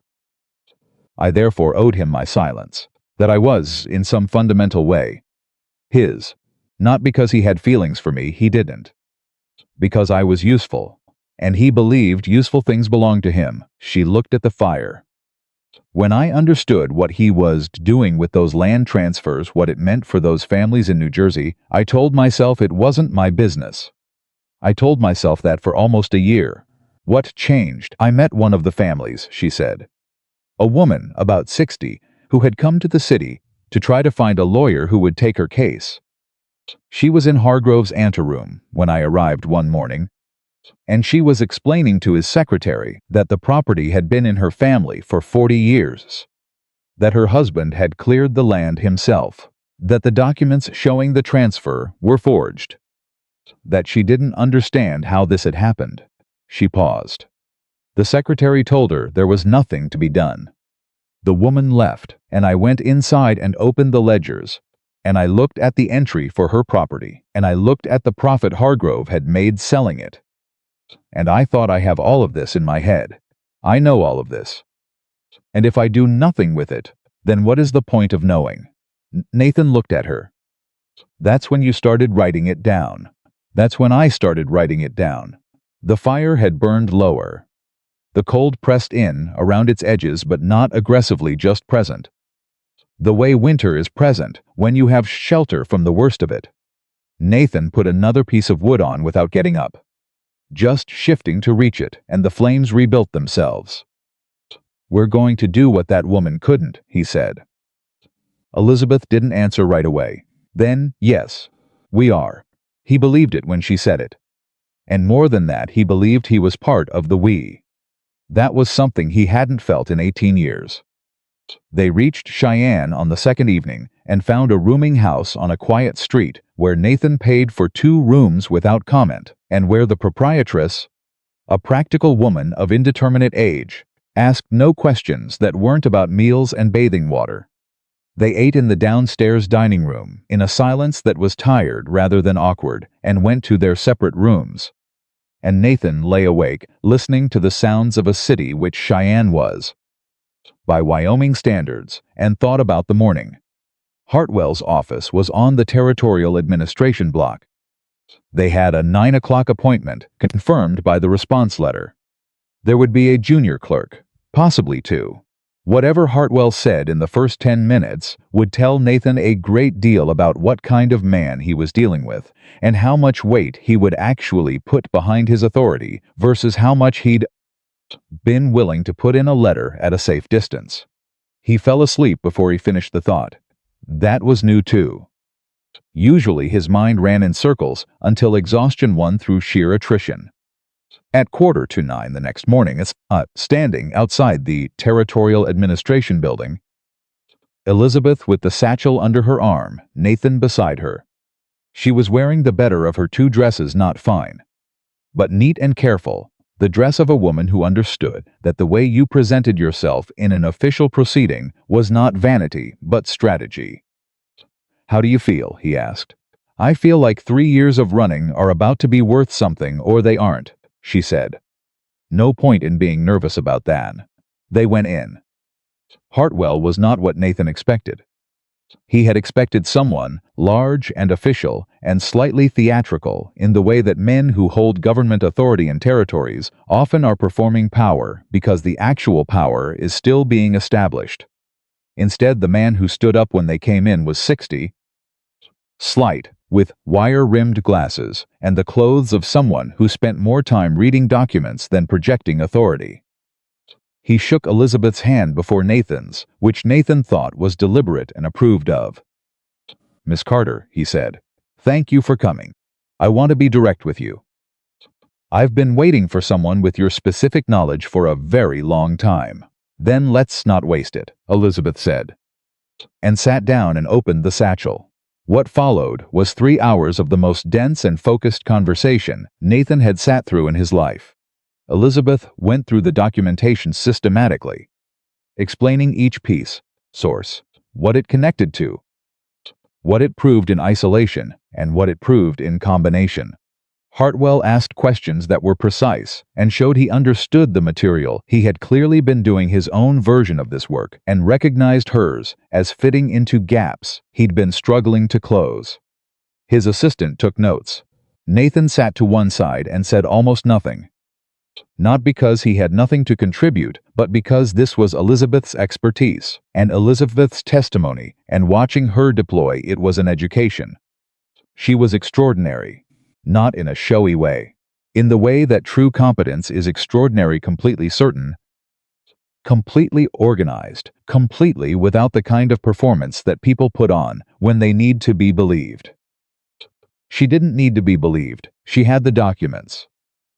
She had the memory. She had 3 years of motivation, organized into 3 hours of evidence.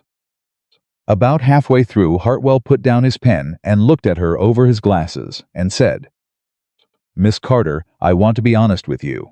I can protect you here, in Cheyenne, for as long as this proceeding takes. But once this testimony is on record, and once I begin the formal investigation that this will initiate, a man like Hargrove is going to move very quickly to discredit you. He has lawyers I can't match on a government salary. He has influence I can't easily counter, I know," Elizabeth said. "You're not afraid of that?" "I'm afraid of it," she said. "I'm doing it anyway." Hartwell looked at her for a moment. Then he looked at Nathan.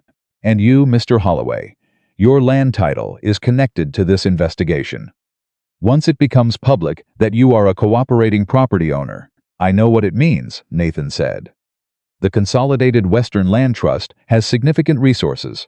"Commissioner Hartwell," Nathan said, "I have lived on that land for 20 years. My father lived on it before me.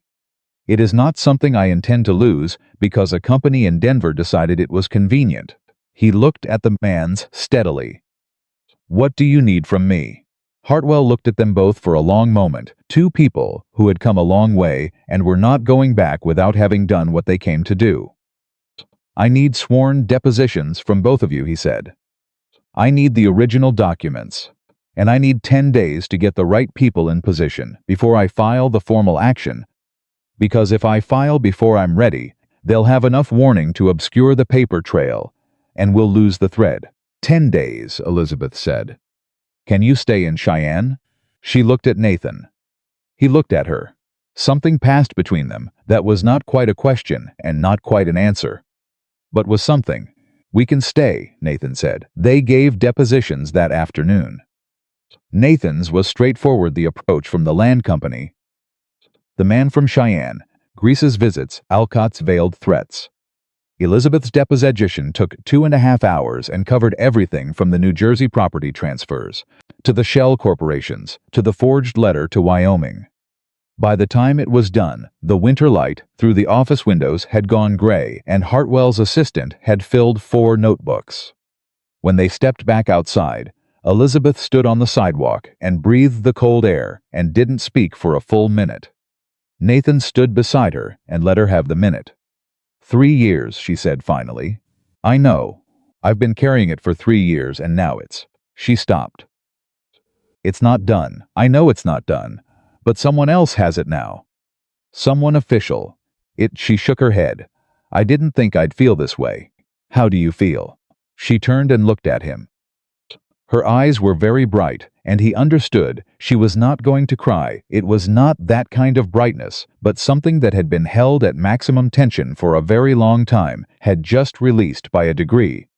And the body remembers what it's been holding, even when the mind has gotten good at forgetting. "Like I can breathe," she said. "Like that's allowed now." He nodded. He wanted to say something, and didn't have words that were adequate. And with Elizabeth, he had learned, inadequate words were worse than no words. So he said nothing. He just stood there beside her in the cold air of Cheyenne, and let the moment be what it was. After a while she straightened and turned toward the rooming house, and he fell into step beside her. And they walked without speaking, and that was enough. The 10 days in Cheyenne were strange and necessary. They moved through the city at a pace set by what Hartwell needed rather than what they chose. And what Hartwell needed involved a series of additional meetings, additional corroborations, a surveyor who could testify to the water rights valuation, and 2 other property owners in neighboring counties who had been approached by the Consolidated Western Land Trust, and who, now that an official proceeding was open, were willing to add their accounts to the record. Between the official work, there were hours with nothing to fill them, and Nathan Holloway had not had unstructured time in a city in so long that he was not entirely sure what to do with himself. Elizabeth solved the problem by treating the time like a resource to be used and not wasted. They walked. She knew cities Philadelphia, New York, in a way Nathan did not. And she navigated the streets with an efficiency he recognized, because it was the same efficiency she brought to everything. And she pointed things out to him, not as a guide performing for a visitor, but as someone who had learned to notice what was useful and was sharing the habit. On the 3rd evening, she stopped in front of the window of a bookshop that was still lit, and looked at the display in the window, and said, "Do you read?" I read. He said, slightly defensive. Whatever I have.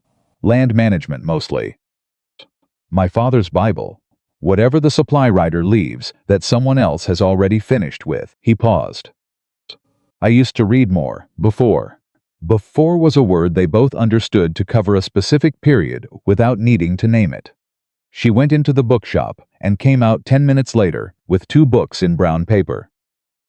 She handed one to him. He looked at it. I don't know what this is, he said.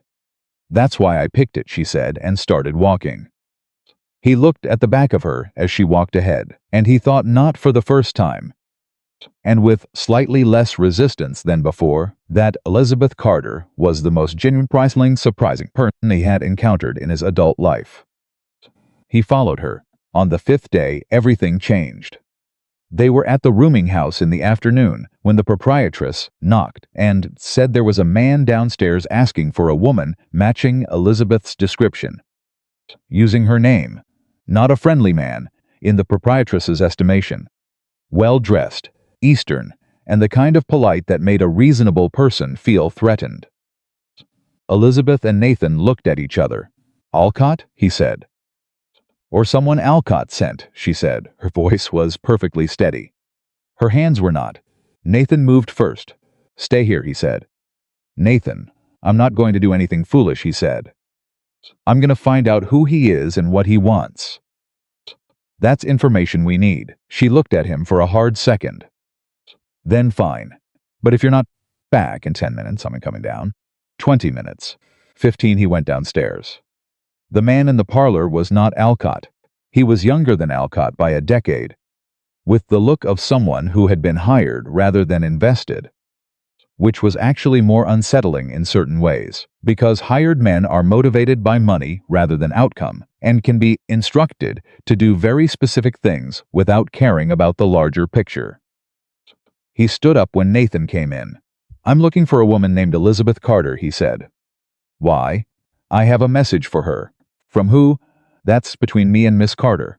Nathan looked at him for a long moment.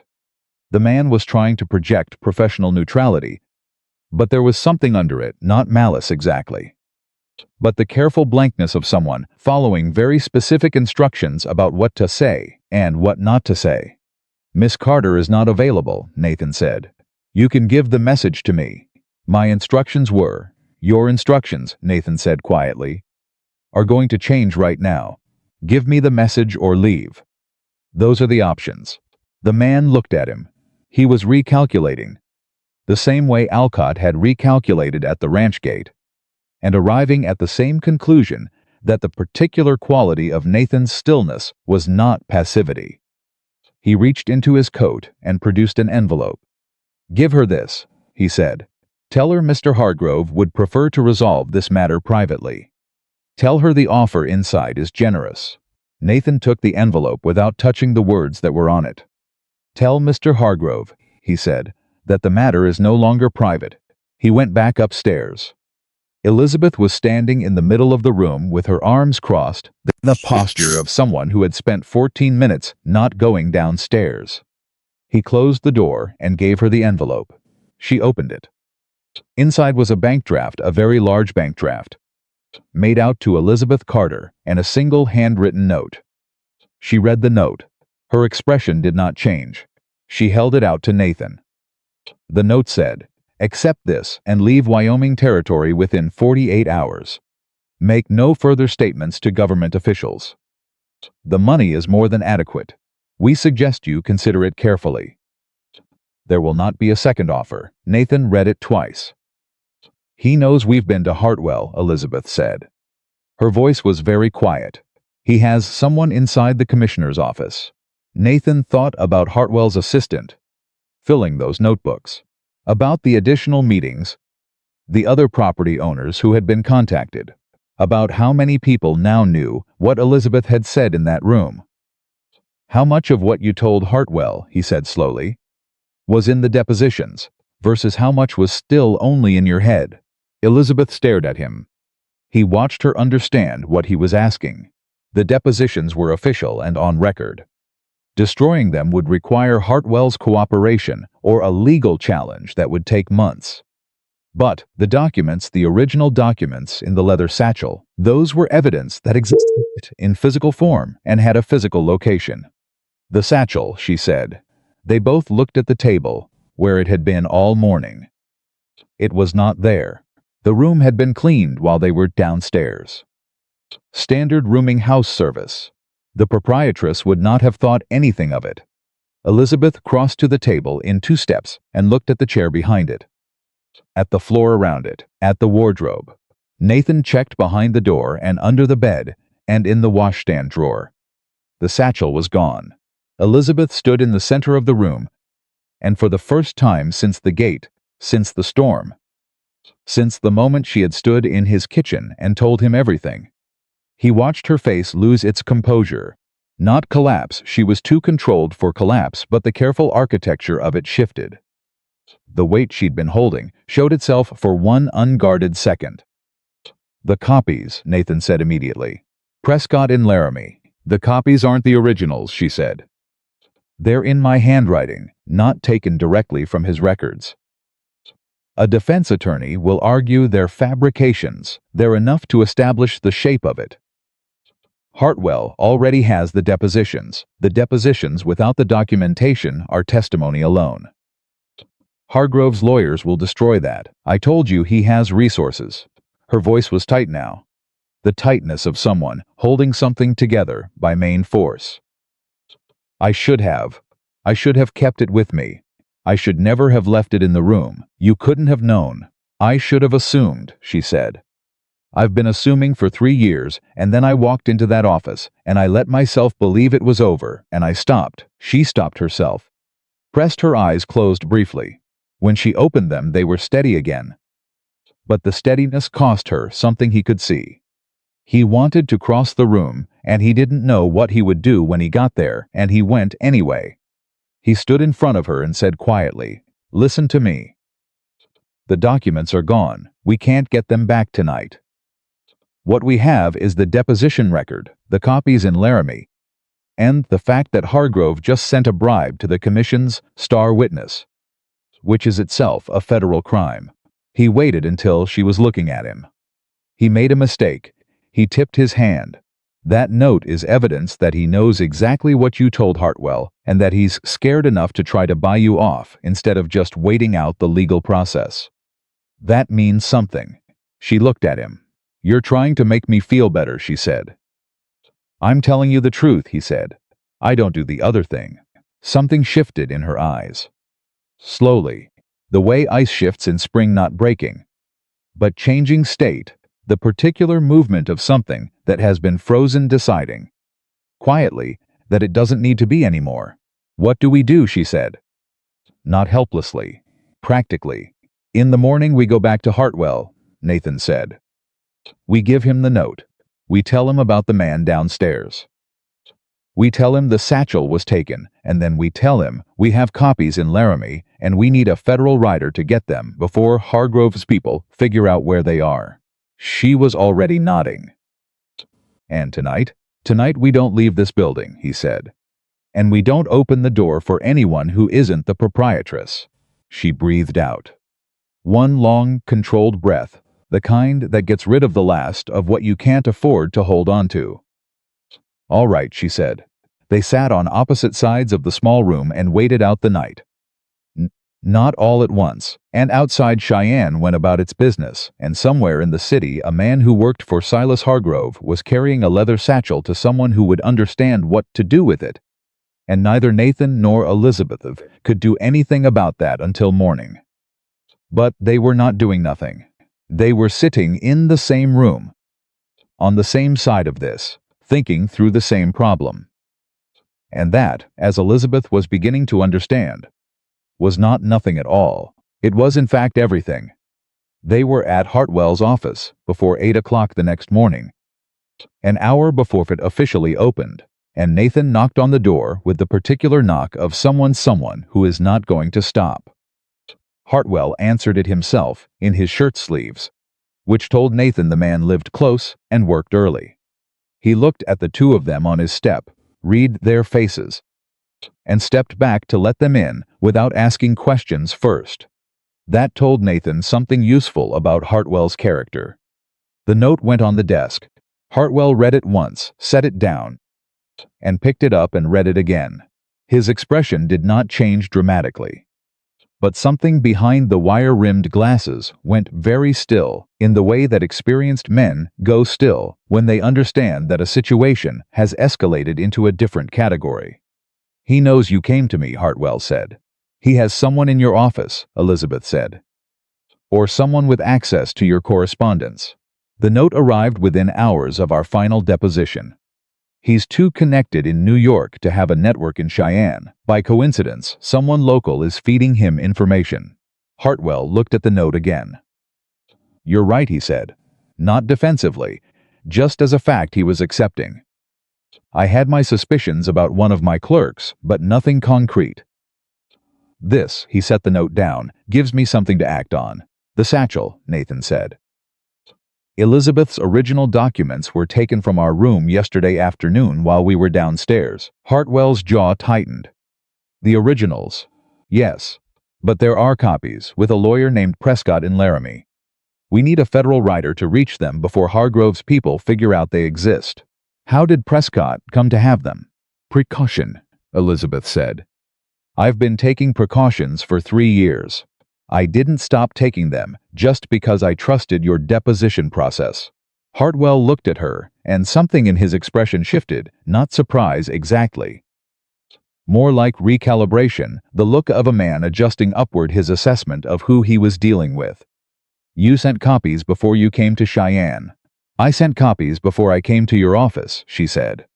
I sent a second set to a separate address in Denver the day after our first meeting, using a name Hargrove doesn't know. She paused. The originals were the cleanest evidence. The copies will require more explanation, but they exist in 2 separate locations, and they contain everything the depositions reference. The silence that followed was the silence of a man understanding that the woman across from him had been thinking 3 moves ahead while he was still on the first one. Miss Carter, Hartwell said slowly, why did you not tell me about the copies when you first came in? Because I didn't know yet whether I could trust you, she said. Plainly, without apology, he nodded once, slowly. Fair enough, he said. He sent for a federal writer within the hour. The message to Prescott in Laramie went out through official channels, coded in the language that federal land commissioners used when they needed something moved quickly and quietly. While they waited, Hartwell called in a man Nathan had not seen before, older, with the bearing of someone who had spent time in the military and never quite left it, and spoke to him in a low voice for several minutes. The man nodded and left. Who is that? Nathan asked. Marshal Dewey, Hartwell said. He's been working with my office informally on the land trust investigation. He's going to have a quiet conversation with my clerk. How quiet? Elizabeth asked. Quiet enough to get the truth, Hartwell said, and documented enough to make the truth useful. They waited in Hartwell's outer office for 2 hours. Elizabeth sat with her back straight and her hands in her lap and said very little. Nathan sat beside her with his elbows on his knees and said nothing at all. And after a while their silence stopped being two separate silences and became one shared one. The kind that only happens between people who have spent enough concentrated time together that they no longer need noise to feel less alone. At the end of the second hour, Marshal Dewey came back. He spoke to Hartwell in the inner office with the door closed. Nathan watched Elizabeth watch the door. Her face was composed, but her breathing was slightly shallower than normal. The only sign she permitted herself. Then Hartwell opened the door. "Come in," he said. They came in. "The clerk's name is Willard Finch," Hartwell said. He sat down behind his desk with the careful posture of a man containing something large. "He's been providing information to a local attorney named Graves, who is on retainer with the Consolidated Western Land Trust. Finch gave Graves your room location and the timeline of your depositions. He also passed along the general contents of Miss Carter's testimony." "Can you charge him?" Nathan asked. "Obstruction of a federal investigation," Hartwell said. "Yes." More importantly, he looked at Elizabeth. "Graves is the same attorney who filed the title challenge paperwork in 2 of the 3 counties I've been investigating. Which means we now have a direct documented link between the local operation and the federal land trust filing structure." He paused. "Miss Carter, this morning's events, as damaging as they felt at the time, have given us something we did not have yesterday. A living, provable chain from the clerk in my office to the attorney of record for the Consolidated Western Land Trust." Elizabeth looked at him. "That's the connection you were missing." "That is precisely the connection I was missing," Hartwell said. "I could prove the land trust was engaging in fraudulent title transfers. I could not prove who was orchestrating the network from the east. Your testimony established Hargrove as the eastern source. The bribe note in his handwriting connects him to the western operation through Graves. With the copies from Prescott as documentary support," he leaned forward, "we can file the full federal action within the week. Not just in Wyoming.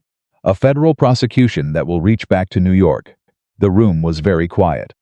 Elizabeth sat with this for a moment. Nathan watched her absorb it, not with the dramatic relief he might have expected, but with the careful private quality of someone who has been wound tight for so long that releasing even part of the tension requires a deliberate act of permission. "He's going to fight it," she said. "He will," Hartwell agreed. "He has excellent lawyers and significant political influence. This will not be fast. It may take a year, possibly, but it will hold," she said. Less a question than a thing she was deciding to believe. "The evidence will hold," Hartwell said. "I'm certain of that." He picked up the bribe note. "This, in particular, is remarkable. A man of Hargrove's sophistication sending a written bribe to a federal witness that is a man who believed this matter could be resolved quietly, and who did not understand until too late that it could not. He underestimated her," Nathan said. Hartwell looked at him. "Yes," he said. "He did." They walked out of the building into the cold morning air, and Elizabeth stopped on the steps and looked at the street and breathed. And Nathan stopped beside her. He had run out of things to say hours ago, which was not unusual for him, but the comfortable weight of the silence had a different quality now. Something lighter underneath it. "It's not over," she said. "No. But it's past the point where he can stop it." "Yes." She turned and looked at him.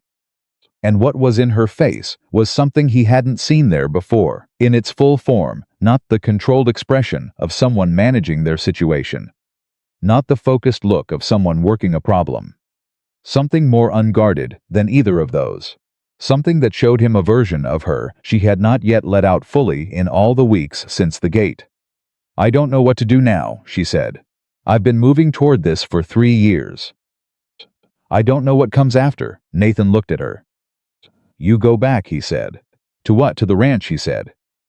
"To figure out what comes after. That's not something you do on a street in Cheyenne." She was quiet for a moment. "You're offering me a place to figure it out," he said. "That's all I'm offering. You can take as long as you need." She studied him. The careful, recalibrating look. But it was different now, not assessing a stranger for trustworthiness, but looking at someone she already trusted and examining what that meant. "Nathan," she said. "I know," he said. He didn't know exactly what he was agreeing to, but he said it anyway. She looked at him a moment longer. Then she said, "All right," and turned toward the rooming house to collect their things. And he followed, and neither of them said anything more about it because nothing more needed to be said. Not yet. They rode back toward the ranch with the particular quality of people returning from something large, not quite the same as they had left. The country looked the same. The cold felt the same. But the two people moving through it were different in ways. Both of them were still in the process of understanding. On the first night of the return journey, camping in the same sheltered spot as before, Nathan built the fire and Elizabeth divided the food, and they sat in the familiar posture of people who have shared enough miles to know where the other one fits in a small space. And Elizabeth said, without preamble, "Tell me about the ranch." "Before, when you first had it." He looked at her across the fire. She was looking back with genuine curiosity, not politeness. "My father homesteaded the original parcel," he said. 200 acres. He built the main house himself, with a man named Joe Whitehorse who worked the land beside him for 15 years. When I was 18, my father got sick, so I took over. When I was 25, he died and left it to me, and by then I had added the eastern parcel and the creek land through a legal purchase from a family that was moving to California. He paused. It was good land. It still is. My father used to say, "The land doesn't care what kind of year you're having. It just asks what you're going to do with it." "He sounds like he was wise," Elizabeth said. "He was practical," Nathan said. "He mistook practicality for wisdom sometimes." "I think I do too." She tilted her head slightly. "I don't think that's true." "Why not?" "Because practical people don't take in strangers during snowstorms," she said. "And they don't ride to Cheyenne on someone else's problem." "And they don't." She stopped. "Don't what?" She looked at the fire for a moment. "They don't notice when someone needs something without being told," she said. "The coffee before sunrise, the window, the way you always put enough wood on to last through the cold part of the night, without being asked." She glanced up at him. "A practical man calculates what someone needs in order to get something in return. You just do it." Nathan was quiet for a moment. "Claire used to say something similar," he said. He was not sure why he said it. It felt important to say. Elizabeth didn't flinch at the name the way he'd half expected. "What did she say?" "That I showed people I cared about them, the same way I showed land I cared about it," he said. "By doing the work, by not letting things break down, and not waiting for someone else to fix what needed fixing." He paused.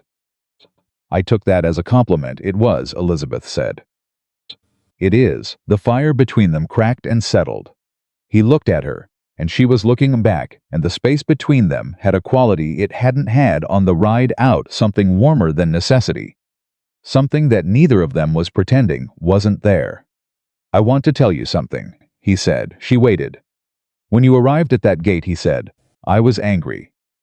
Not at you. At the situation. I had built something very careful and very specific, and someone had put you in the middle of it without asking either of us. And I was angry about that for about 3 days." "I know," she said. "I could tell. What I didn't expect," he said, "was to stop being angry. I expected to stay angry about the intrusion for as long as you were there and then be relieved when you left." He kept his eyes on her. "I'm not going to be relieved when you leave." The fire.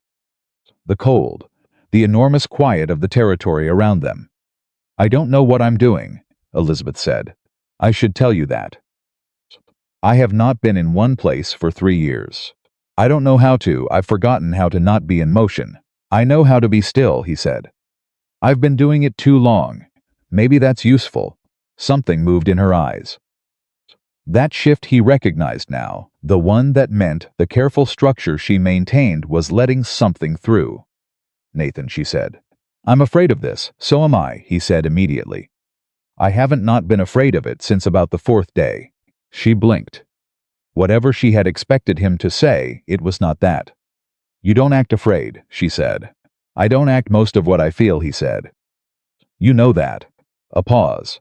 Then something happened in her face that he had not yet seen, not the almost smile he had caught glimpses of, not the careful brightness when she was working well, but something full and unguarded and real. "Yes," she said. "I do know that." They sat with that for a while. The fire burned down. Neither of them rebuilt it quite yet. "Can I ask you something?" he said. The same phrasing she used when something mattered. "Go ahead." "If this had not happened, the letter, Cheyenne, all of it, if you had arrived at that gate, and I had been the man who wrote that letter, the man who intended to provide what was offered," he paused. "Would you have been happy here?" She was quiet for a long time. He watched her think about it genuinely, not as a deflection, but as a question she was taking seriously. "I think I would have worked very hard," she said finally, "to make myself content. I'm good at making myself content. I'm good at deciding that what I have is sufficient and organizing my life around its sufficiency." She paused. "I don't think I would have been happy. Not the way that word is supposed to mean." She met his eyes. "But then I would not have known the difference, would I? Between being content and being happy, because I have not had much occasion to know what being happy felt like." "Do you know now?" he asked. She looked at him for a long moment. "Then I'm starting to understand the direction it's in." He nodded once. Rebuilt the fire, and they sat together until the cold forced sleep, and neither of them said anything more about it, and nothing more needed to be said. Not tonight. They arrived back at the ranch 3 days after they had left it. Tom Briggs was there, looking after things as promised, and he reported that Grice had ridden by twice and been turned away at the gate, and that a man he didn't recognize had asked questions at the road junction about who lived on the property, and that Ruth Connolly had sent word twice asking for news. Nathan thanked him, paid him, and let him go. He sent a message back to Ruth with the evening rider brief, factual, telling her that things had been handled in Cheyenne and that she would have the full story when there was time to tell it. He knew Ruth would hold that message carefully and circulate the essential part of it to the people who needed to hear it and withhold the rest. Elizabeth walked through the house when they returned in a way that was different from any way she had walked through it before. Not cataloging it, not making the rapid practical assessments of someone in a temporary arrangement. She walked through it the way someone walks through a place they have been gone from and found themselves thinking about. Her hand touched the frame of the unboarded window as she passed it. She stood in the kitchen for a moment with both hands on the counter and looked at the room. Nathan came in behind her and saw her doing it and understood what it meant and felt something in his chest that he had not felt in a very long time. The particular ache of something returning. "Welcome back," he said. Quietly, she turned and looked at him. "It feels like coming back," she said. "I wasn't sure it would." "Good," he said, and went to start the stove. The week that followed had a different quality from every week before it. The practical tasks were the same. The ranch required what it had always required, but they moved through them differently. There was less distance, not forced closeness, nothing theatrical or performed, just the natural contraction of space between two people who have decided, without formally deciding, to stop pretending they need quite so much of it. Nathan caught himself talking more. Not a great deal more. He was still fundamentally a man of few words and was not going to become a different kind of man in his 40s, but more than he had in 18 years. Small things mostly. Observations about the land, about the animals, about the work. Elizabeth received them without making a production of it, which was precisely the right response. She talked, too, about things she noticed and things she wondered about, and one evening, about Philadelphia, about what she'd liked there and what she hadn't. The parts of it she wouldn't miss, and the parts a bookshop on Chestnut Street, a park she'd walked in on Sunday mornings, that she thought about sometimes with an uncomplicated fondness. He listened the way she had said he listened, all the way. A letter arrived from Hartwell 12 days after their return. Formal, precise, official. The federal action had been filed. Prescott's copies had been received and verified. A warrant had been issued for the arrest of Gerald Voss, Hargrove's brother-in-law and the nominal head of the land scheme. Alcott had been detained in Cheyenne pending investigation. Foster Grice had been removed from his position as county recorder's assistant and was cooperating with the investigation in exchange for reduced charges. And Silas Hargrove of New York City was the subject of a federal warrant for fraud, obstruction, and conspiracy to interfere with territorial property rights.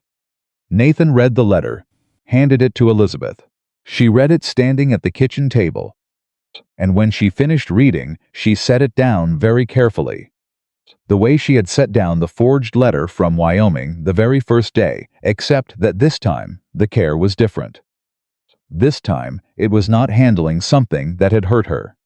This time it was handling something that had finally, after 3 years and 2,000 miles and 1 Wyoming snowstorm and a federal commissioner in wire-rimmed glasses, come right.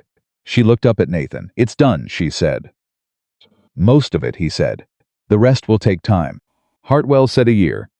Maybe 2. But it's done enough, she said. He can't stop it now. There's no version of this where he makes it go away. She looked at the letter again. That woman in his anteroom. The one with the 40-year property. She'll expect so. She nodded, very slowly. To herself, processing something. Arriving somewhere. Then she said, I need to tell you something. He waited. When I came here, she said, I had a plan. Not much of one. But a plan. Get somewhere far enough west that Hargrove couldn't find me. Find a way to be useful. Find a way to survive long enough for him to stop looking. She looked at Nathan steadily. I did not have a plan for this. For what? For she stopped. Tried again. For a man who fixes hinges without being asked and doesn't say the wrong thing when I need him to say nothing, and rode 2.5 days through Wyoming winter because someone used his name and put me in danger, and he decided that made it his problem. Her voice had not changed volume, but something in it had changed texture. I did not have a plan for someone who, when I told him I was afraid, said he was afraid too, and meant it and didn't apologize for it. Nathan's hands were very still.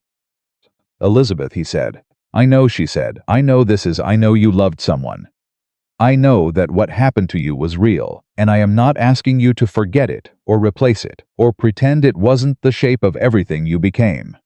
I'm not saying this because I need somewhere to stay. She held his gaze. I'm saying it because I've been honest with you about everything else. And I don't know how to stop being honest with you about this. He crossed the room. Not quickly. Not with any kind of dramatic gesture. He crossed it the way he did everything directly. Without extra movement, with his full attention on where he was going. He stopped in front of her, close enough that she had to look up slightly, and she did, and she didn't move back. I loved Claire, he said. I will always have loved her. That doesn't end, and I don't want it to. He looked at her. But Claire has been gone for 18 years, and you are here. And whatever I've been doing for 18 years surviving, managing, going through the days I haven't been living. Not the way the word is supposed to mean. Her eyes were very bright. You changed that, he said. Not because you needed something from me. Because you showed up and refused to be anything other than exactly what you were. And I couldn't keep being what I was in response to that. He paused.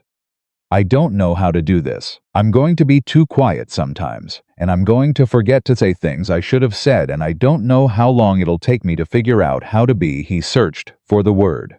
Open. The way you deserve someone to be open. Nathan, she said. Her voice was very quiet.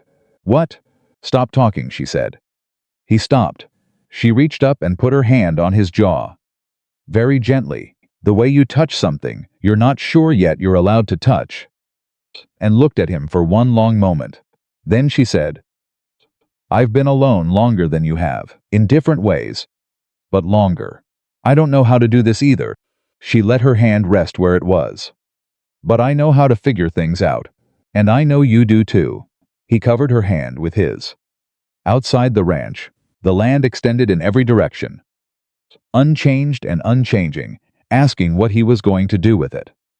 The creek ran where it had always run. The horses moved in the paddock. The window he had boarded up for 2 years, and that she had opened let in the last of the afternoon light. Stay, he said. The same word as the very beginning. But entirely different now. Not a practical arrangement. Not a solution to a problem, just the truth offered plainly. She looked at him. I'm already here, she said. And that was how 18 years of silence ended, not with a dramatic declaration, not with the resolution of every uncertainty, but with two people, standing in a kitchen with the light coming through a repaired window. Both of them afraid, both of them choosing to stay afraid and stay anyway. It was enough. It was, in fact, exactly enough. The morning after the letter from Hartwell arrived, Nathan woke before 4, as he always did, and for a moment he lay in the dark and ran through his list, the way he had run through it every morning for 18 years: horses, fences, water, tools, weather. The inventory of a man whose life was made of tasks, because tasks did not disappoint you, and did not leave, and did not require you to feel anything you hadn't specifically agreed to feel. Then he heard movement in the kitchen. Elizabeth, already up, already making coffee. The small sounds of someone who had learned the geography of a kitchen well enough to move through it in the dark without thinking. He lay there and listened, and the list dissolved before he finished it. And what replaced it was something he had no word for, yet something warm and slightly terrifying and more real than any item on any inventory he had ever made. He got up. She looked up when he came in, not startled, not performing surprise. She had heard him the same way he heard her, which was the way people who share a space learn each other's before they learn each other's full story. She poured a second cup without being asked, and set it at his place and went back to the window, where she was watching the dark outside with the look she got when she was thinking about something she hadn't organized yet. He sat down and drank the coffee and didn't speak. After a while she said, I want to write to Hartwell today. Not officially a personal letter. I want to ask him about the family in New Jersey. Whether they've been contacted. Whether there's a process for them to reclaim the property directly, or whether it requires the full federal proceeding to resolve. You want to make sure they know, Nathan said. I want to make sure someone is looking out for them, she said. Hartwell is looking out for the case. The case and those people are not exactly the same thing. He looked at her profile in the half-dark of the early kitchen. The particular clarity of her when she was decided about something, no softness in it. But no hardness either, just a kind of directness that had been sharpened by years of having to be certain about what mattered to her, because uncertainty had cost her too much. Write the letter, he said. I'll make sure it goes with the morning rider. She turned from the window and looked at him, and something easy moved through her expression, the look of someone who has asked a question they were half bracing to justify and has instead received a simple yes. Thank you, she said. You don't have to thank me for that. I know, she said. I do it anyway. He understood. He did the same thing himself. Two people who had spent too long asking for nothing and receiving nothing had developed the habit of acknowledging every small thing. Because small things, they both knew, were not actually small. The letter went out. The days settled into the new rhythm they were building, which was not the rhythm Nathan had maintained before, and not the rhythm Elizabeth had carried for 3 years of running, but something neither of them had had before, the rhythm of two people making a shared life, out of the raw material of their separate histories, which is a harder and more worthwhile thing than either of them had anticipated. Ruth Connolly came out the following week with preserves and the particular expression of a woman who has correctly predicted something and is exercising visible restraint about saying so. She sat at the kitchen table and drank her coffee and looked between Nathan and Elizabeth with sharp, approving eyes and said, to no one in particular, well, it's about time someone put a fire back in this house. Nathan looked at the table. Elizabeth pressed her lips together against what might have been a smile. The county, Ruth said, turning businesslike, is talking about the Grice situation, about what he was doing and who he was doing it for. People are angry. Not at you, she pointed at Nathan, at the system. At the idea that a county official was being paid to undermine property owners on behalf of Eastern interests. She set her cup down. There are 3 other families in this county who received suspicious paperwork relating to their land titles in the past 2 years. They didn't know who to talk to. Now they're asking if there's someone who can help them. They should contact Hartwell, Elizabeth said. They're afraid of federal involvement, Ruth said. They don't trust the government on principle, which, she allowed a brief expression of understanding, is not entirely unreasonable given their experience. What they'd trust is someone local, someone who knows what the paperwork means and can tell them whether they have a case and help them organize what they have before they go anywhere official. She was looking at Elizabeth when she said this. Elizabeth was quiet for a moment. Ruth, I'm not a lawyer. You're smarter than most lawyers I've met, Ruth said. And you understand what was done to these people in a way that a lawyer who hasn't lived it doesn't. It's not about understanding. There are things I legally can't do without a license. There are also things you legally can do, Ruth said. Helping someone organize their documents. Helping them understand what they have. Helping them write a clear account of what happened to them. She held Elizabeth's gaze. I'm not asking you to practice law. I'm asking you if you'd be willing to help 3 frightened families understand what happened to their land. Elizabeth looked at Nathan.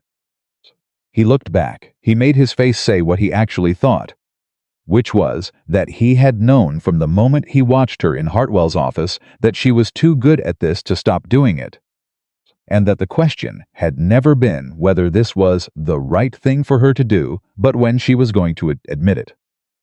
I'll talk to them, Elizabeth said. Ruth nodded, satisfied, and reached for the preserves jar to refill her coffee in a manner that suggested the matter was settled. I'll arrange it for next week, she said, at the store. Neutral ground. Nathan looked at Elizabeth across the table. She was looking at her hands, and something was moving through her expression that he recognized because he had seen it once before on the steps outside Hartwell's office in Cheyenne when she breathed the cold air and said it felt like she could breathe. The look of someone discovering that they are more than the thing they survived. He reached across the table and covered her hand briefly with his. She looked up. He took his hand back. She understood. She always understood. 2 weeks later, a letter arrived from New York. Not from Hargrove's lawyers. Not from any legal office. A personal letter in the handwriting of someone elderly who had pressed hard to make the pen cooperate. Addressed to Miss Elizabeth Carter, care of the Territorial Commissioner's office in Cheyenne, which had forwarded it to Nathan's address because that was the address on her deposition. It was from the woman in the anteroom. The woman with the 40-year property. Her name was Margaret Hollins. She was 64 years old. Her husband Thomas had cleared the land with his own hands beginning in 1848, and they had farmed it until his death in 1882, and then she had farmed it alone until the men came with the papers in 1886, and she lost it in a legal proceeding she did not understand and could not afford to fight. She had heard through the New Jersey lawyer who had first tried to take the case that a federal action had been filed in Wyoming Territory that named the same network of shell companies that had taken her property. She had heard that there was a witness whose testimony had made that action possible. She had taken a chance and written. She said, I do not know your name or your situation. I know only that someone was willing to do what I was not able to do. I want you to know that my children grew up on that land. I want you to know that my husband is buried at the edge of the East Field and that for 4 years I have not been able to visit his grave because the property changed hands and the new owners will not allow it. I want you to know that if what you did gives us any part of that back, it will have mattered more than I have words to tell you. Elizabeth read the letter once and set it down and left the room. Nathan found her outside, standing at the fence line of the eastern paddock, looking out at the creek land, the land the Consolidated Western Land Trust had wanted, the land someone had tried to take using her as a tool. She was not crying. She was standing with her arms crossed and her chin up and her jaw set in the way it set when she was feeling something large and refusing to let it overtake her. He came and stood beside her and didn't speak.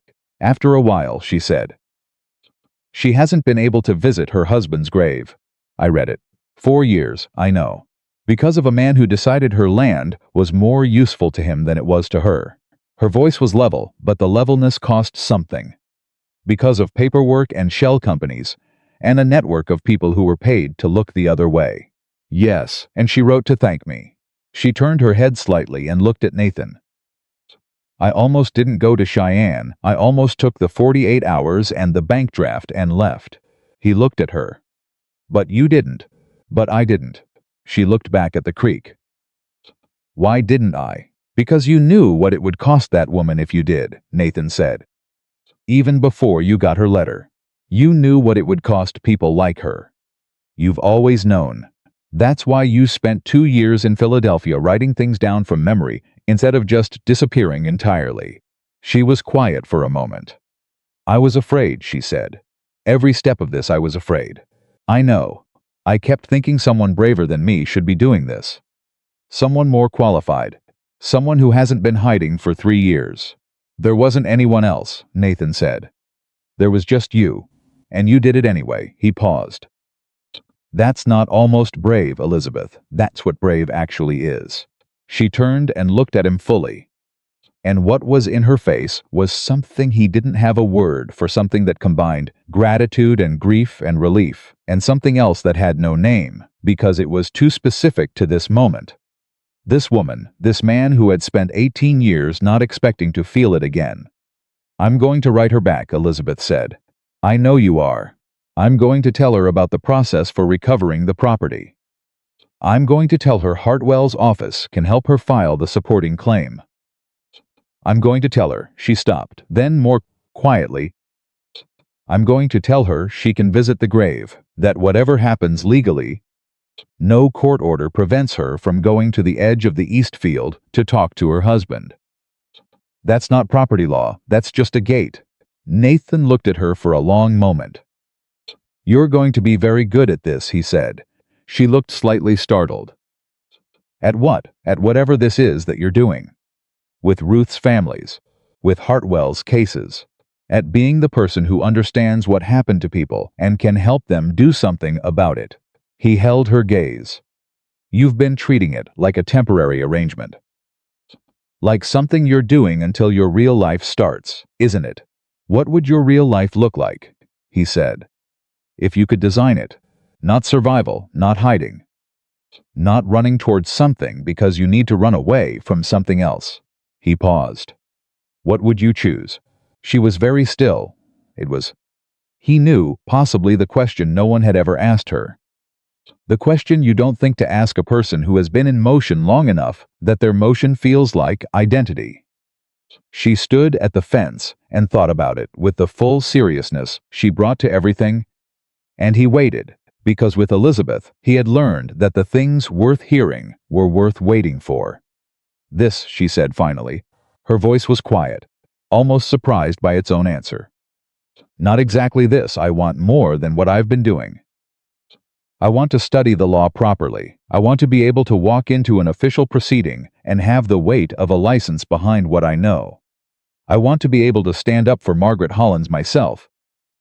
Directly, not as a witness through someone else's case. She looked at Nathan. Is that I know that's not a small thing to want. I know what it would require. It would require Laramie, Nathan said. The university, 3 years probably. If you applied this winter for the spring term. She stared at him. You've thought about this. I've been watching you since Hartwell's office, he said simply. It wasn't difficult to see where this was going. Nathan. The ranch is 300 acres and has been managed by one person for 18 years, he said. It can manage Laramie and back. It's not the question. Then what's the question? He looked at her directly. Whether you're going to let yourself want something that big. Whether you're going to decide you've asked for enough already and stop there. He paused. Because that's what you do, Elizabeth. When you've gotten to safety, you stop. You find the smallest version of enough, and you make yourself satisfied with it. And you're very good at it. And it is not the same as living. The silence that followed was the longest one they had shared. Not uncomfortable, but enormous, the size of a future. She looked at the land around her. The creek, the fence. The house with the unboarded window. If I go to Laramie, she said slowly. What does that mean for this? For us, he said. Yes, it means Laramie is 3 days' ride, he said. It means I've been to Laramie exactly 12 times in my adult life and can easily make it 13. It means letters exist and so do school holidays. He paused. It means I waited 18 years without knowing I was waiting for anything. 3 years of school is not going to change what this is. She looked at him, and her eyes were very bright, and she was doing the thing she did when she would not let herself cry, but the brightness had to go somewhere. You said you don't know how to be open, she said. I said I'd have to learn. That was open, she said. He thought about it. I'm a fast learner when I have good reason. Something broke through in her expression then, not the controlled, almost smile.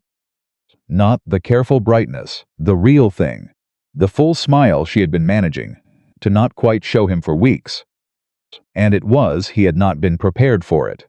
He thought he had been prepared for it, but he had not. He looked at her smiling and felt something shift in his chest. Deep and permanent, the way land shifts when winter finally releases it, not breaking. Just opening, finally, into what it was always going to become when it was ready. All right, she said. All right, I'll apply for spring term. Good, he said. You realize this means Ruth is going to tell everyone. Ruth already knows, Nathan said. Elizabeth blinked. What? She mentioned it the first time she came out, he said. Said there was a woman's college program in Laramie that had been admitting exceptional candidates since '85. Said she'd known 3 women who'd gone through it, and 2 were practicing law in Cheyenne now. He paused. I think she'd already decided, before she asked you about the families. Elizabeth stared at him for a moment. Then she laughed. It was the first time he had heard her laugh fully.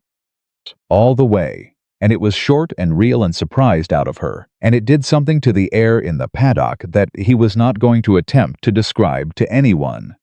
That woman, Elizabeth said. Yes, Nathan agreed. She planned it. I think Ruth plans most things that happen in this county, he said. She just lets people believe they've decided for themselves. Elizabeth shook her head. And the smile was still there, and she looked at the ranch around her, and then at him. And what she said next she said quietly, without drama, with the plain directness that was her truest register. I didn't come here looking for this, she said. I want you to know that. I came here to disappear, to find a small safe corner and stay in it. I know, I found the opposite. I know that too, Nathan. She held his gaze. I'm not going to be an easy person to build a life with. I have opinions about everything, and I will argue the 2 sentences in every letter, and I've been independent so long I'm not sure I know how to. Elizabeth, he said. She stopped. I know, he said. I was watching a pause. That doesn't scare you. Everything about this scares me, he said. I told you that already. I'm saying it again. He looked at her steadily. I'd rather be scared and here than not scared and where I was. She looked at him for a long moment. Then she reached out and took his hand, not the careful tentative touch of someone uncertain of their welcome, but something solid and decided. And she held it, and he held it back, and the creek ran behind them, and the horses moved in the paddock, and the winterlight did what winterlight does, which is to find every surface and show it clearly and without flattery. Exactly as it is. The months that followed were not easy in the simple sense of the word. Nothing worth building ever is. The federal case moved at the pace of legal proceedings, which is to say it moved slowly, and with many reversals and several moments when Hartwell wrote to say that Hargrove's lawyers had filed a motion that had complicated the timeline. And each of those letters required Elizabeth to sit down and breathe and then stand up and write a precise, detailed response that gave Hartwell what he needed to counter the complication. She was good at it every time. It cost her something every time. Nathan watched her pay that cost and made sure the coffee was ready before she asked, and the fire was built before the cold set in, and the horses were fed before she had to think about it. Because that was the language he had always spoken, and she had learned to hear it. She filed her application to Laramie in January. The response came in March. She was accepted. She told Nathan the morning the letter arrived. Standing in the kitchen with the paper in her hand and the look on her face of someone holding something they asked for and are now surprised to have received. "You're surprised," he said. "I always expect the answer to be no," she said. "I've been told no more than yes. It's a difficult habit to break." "The answer was yes," he said. "The answer was yes," she repeated. She looked at the letter again. "They want me to write an essay about why I want to study law." "What motivates me?" "That should take you about 10 minutes, Nathan said. She looked up at him. "You think so?" "You've been answering that question your whole life," he said. "You just haven't been writing it down."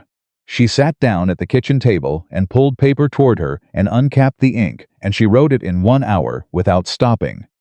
And when she finished, she gave it to Nathan to read. And he read it carefully, all the way through. And when he looked up, she was watching him with the particular attention of someone who trusts a reader's response more than any other form of praise. "It's right," he said. "That's it? That's everything." She sealed it and sent it the same day.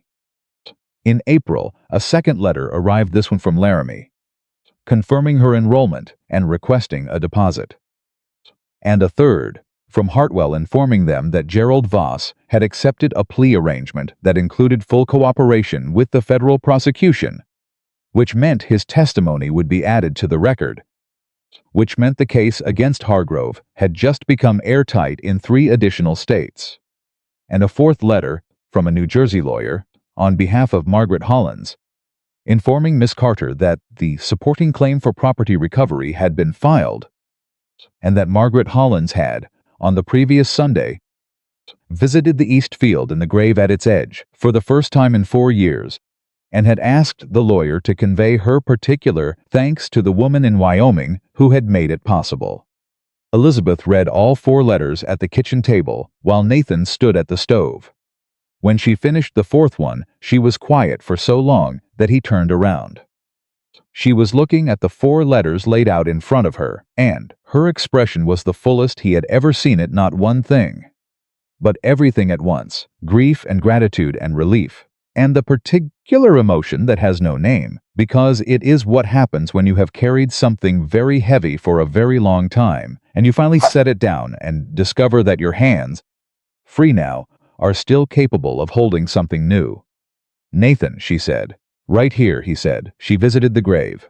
"Yes, because we went to Cheyenne." "Yes." She pressed her hands flat on the table and looked at them. 18 months ago, I was in Philadelphia trying to be invisible," she said. 6 months ago, I was on a wagon coming to Wyoming because someone used your name to send me a lie." She lifted her eyes to him. "And now there is a woman standing at her husband's grave in New Jersey because the lie brought me somewhere true." He crossed the room and sat down across from her. He didn't have words that were equal to this. He was not a man who reached for large words when small ones were more accurate. "Yes," he said. "That's what happened." She looked at him across the table.